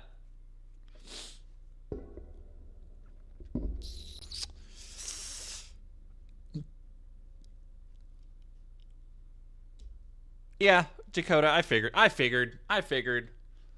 I mean, but think of if you pull up to the fucking function with the Jarch and you flash that shit like, what's happening? What's good? How you doing, baby? Like, if nothing else, that's a conversation piece right there. That's a conversation piece. Oh, man. I'm not gonna. I don't need it. The fact this is the second time Jar Jar has come up the stream, it's always Jar Jar time for me. I want to be so real. Shit goes harp. I'm not saying it as a joke. I would pull up to a function with the Jarch on my fucking. I'll do a fucking Jarch spread. I'll get like multiple of them. I'll get one that's like 24 karat gold. You know, could I commission a Jar Jar watch like this? Yeah, not really into Star Wars. I'm just about that style. Ooh, I could get a Darth Jar Jar. Oh, that's good. The Jarch's DD's Green Goblin mask. Maybe. I just hear him talking to me sometimes. The Golden Jarch. Sorry, my partner just texted me and I bet it's about Jar Jar.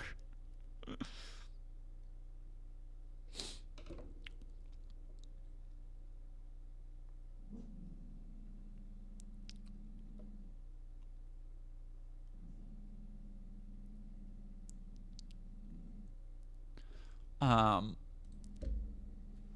mean, so what? How much? It can't be that much.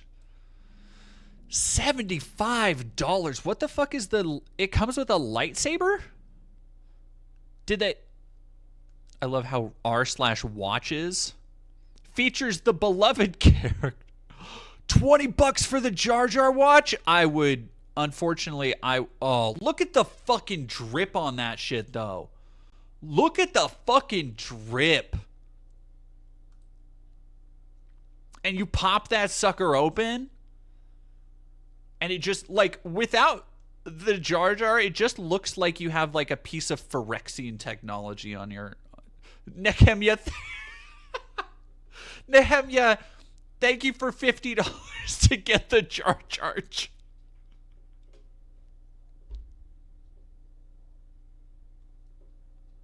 Kickstarter. Oh, wait, hang on. Jar Jar Binks watch selection. Misa looking time now, Okie Day. No, see, that's not good. That's no good. I didn't. Yo! A set of 3? Hey, baby. Hey, Koa. Hey, honey. I love you. I love you so many. I love you so many.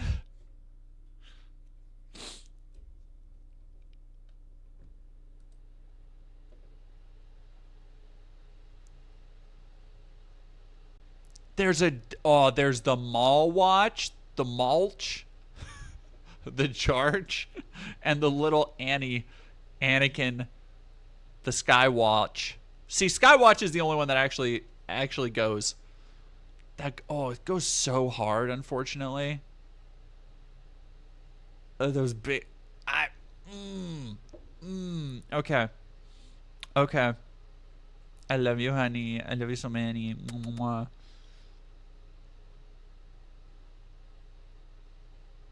How has humanity survived as a species?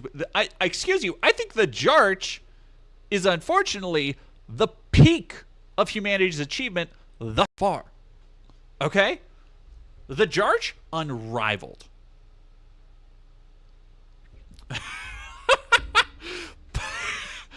Koa just texted me saying, you're fucking dumb as fuck for that. My partner just... Oh, little Annie? Oh! Ah! Oh! Okay, I'm sorry. Okay, let's go back to watching this. I'm gonna look for the Jarch on eBay while we're doing this. And that upsets you because you're jealous, you're bitter, you lost everything, and you look at me, you see me, because me and Ian were in the same place, right? We came from the same place. And look where I am, and look where you are. You, my friend, are a coward, and I am the fucking legend that responded to it live with zero hesitation. Is it illegal to ship shit? And by the way, Anissa reached There out. are She wants like to meet 3 at the different kinds. Burnout, Okay, Six. here's another thing. So I'm looking at Jar Jar watches right now. There are 3 different. Wait, no.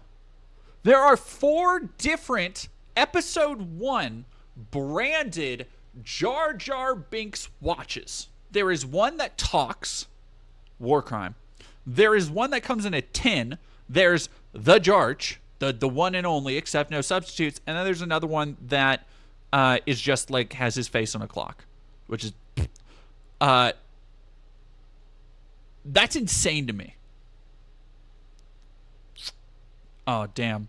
Jar Jar Binks watch. That's heinous. That's a fucking nightmare.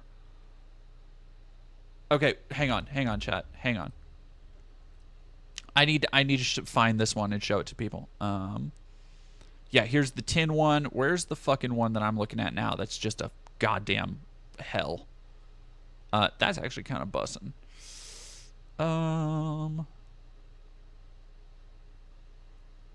Because there's one that is like trying to emulate the Gungan skin texture, and I need everybody to see it. I need to share it with all of you. 22-inch. No, I can't.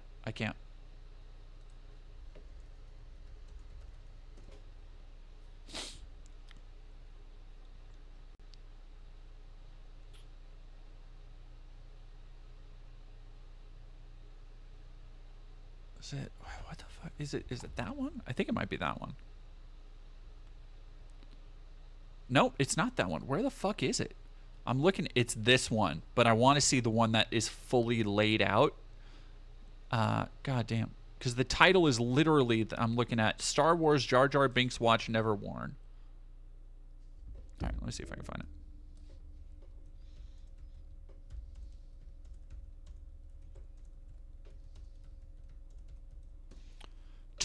Hey, yo, 22 inches of Jar Jar?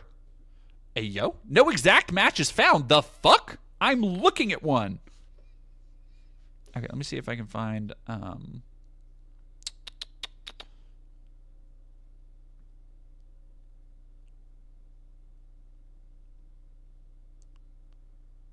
me see if I can find the fucking... Alright, we're going to see if I can find the...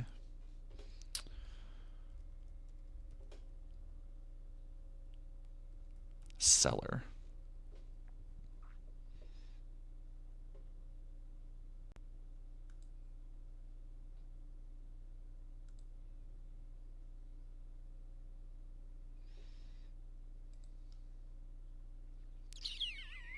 No, I want to...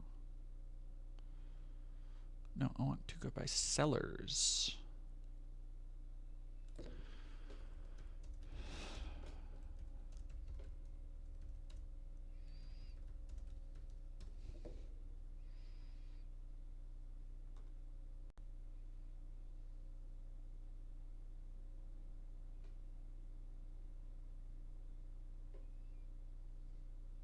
God damn it, where?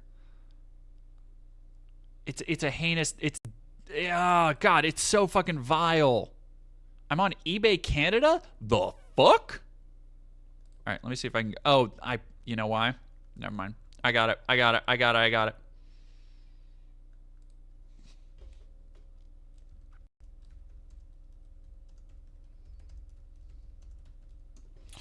Luke and the Toucan, hey DD, hope you're having a good night. We're finding the Jarch. Here we go. Jarch number 2. I need everybody to look at the texture on this fucking thing.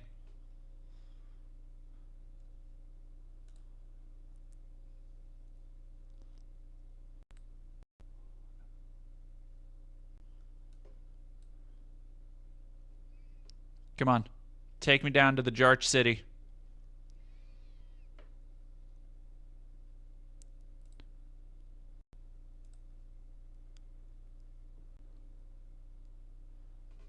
I am looking for one of the Jar Jar watches. Look at the look at the rib. I've never seen a watch ribbed for your pleasure. What in the hell? This is a Cronenbergian monstrosity.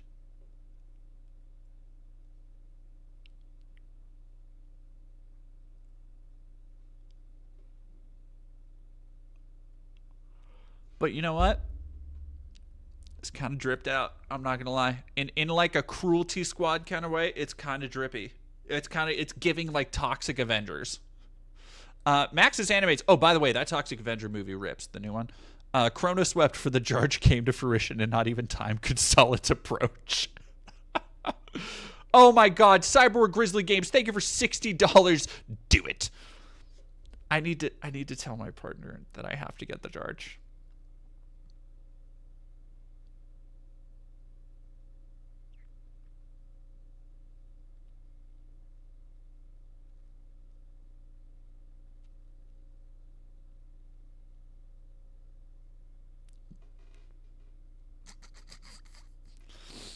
Oh.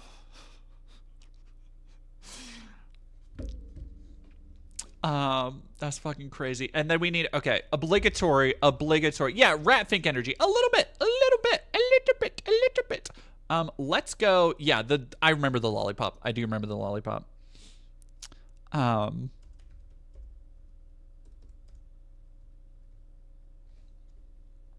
damn. Toko, I tried my best. Oh, that's so good. They made so much Jar Jar merch. Look. He's like trapped in carbonite. Oh, that's literally him in carbonite. That's funny.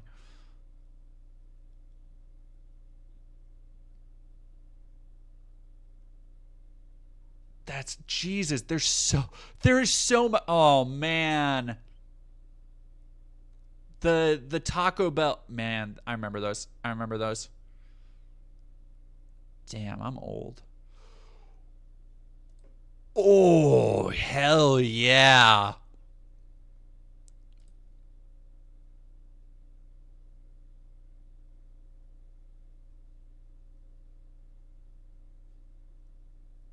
Oh, yeah. Look at that. Look at him.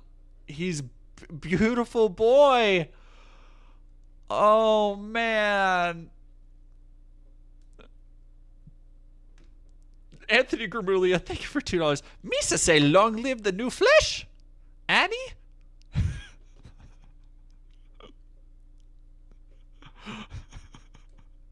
Okay, we gotta look up Jar. No.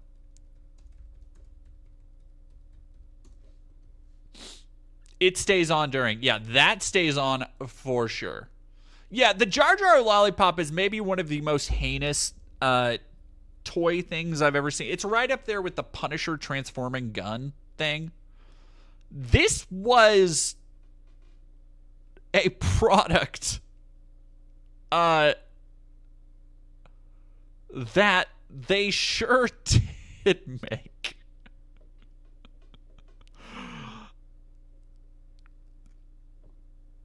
They sure did sell this to children, ostensibly.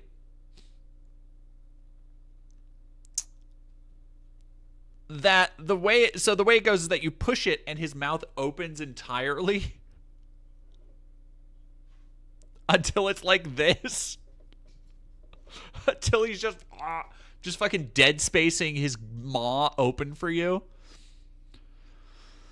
Oh, that's fun. Yo, what that jar just he do?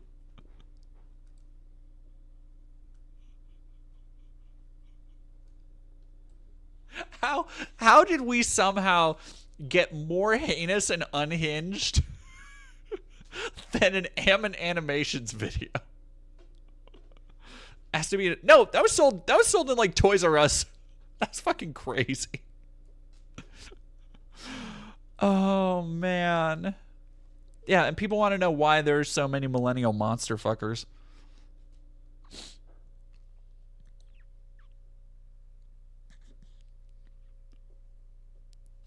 We shipped him shit. How did that get greenlit? Dog, they were greenlighting everything for that fucking movie. Did you just saw how many fucking Jar Jar things there were? There's so many. Like they had 4 different watches. There was no coordination. Weinstein, Ryan Kavanaugh. This is a really good experiment. Actually, you know what? Kind of looks like Harvey Weinstein. That's what I've been saying, bro. We made a whole website dedicated to that. Wait, that's what I've been saying, bro.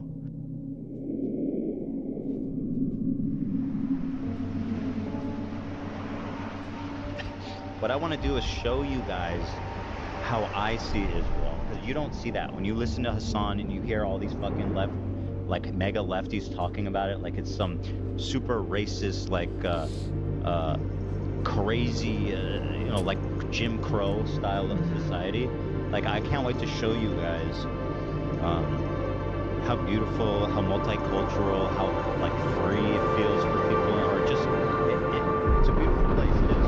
There frankly are a lot of Palestinians, right, in the area, and once the Palestinians outnumber the Jews, basically, anything is fair game for the Jews. Anything. They literally put fucking command centers under hospitals. That's not even debated.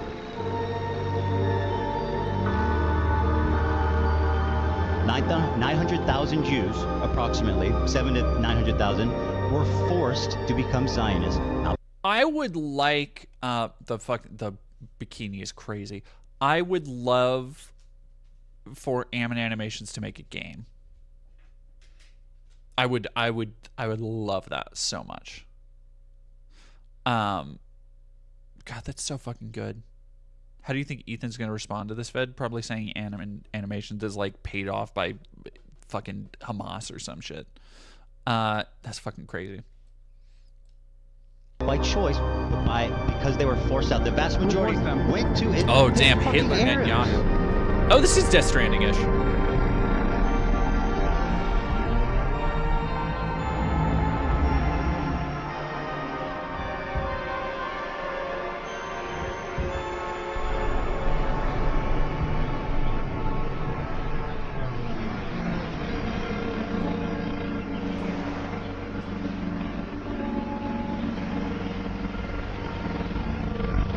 Was I owned?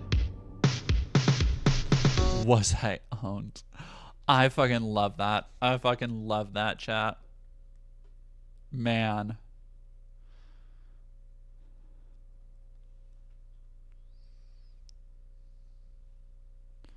Be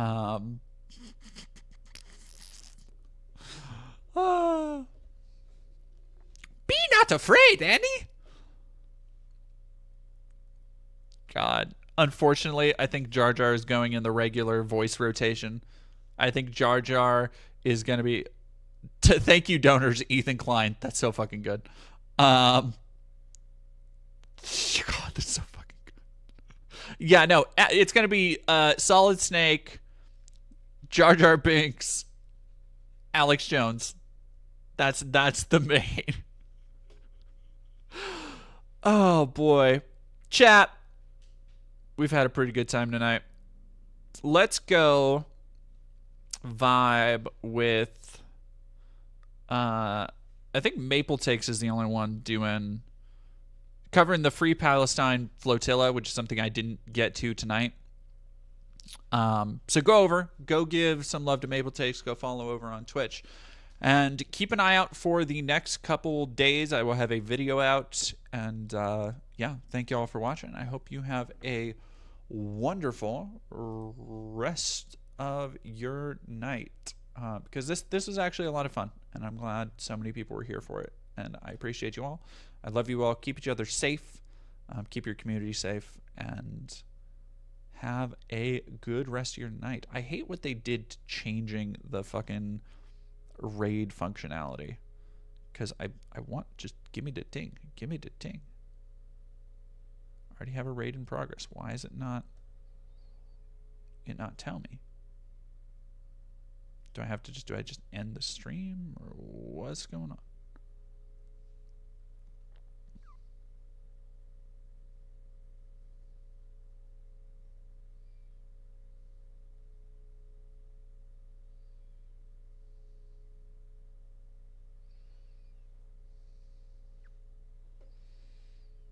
Yeah. Alrighty. Have a good rest of your night, and I will see y'all next time.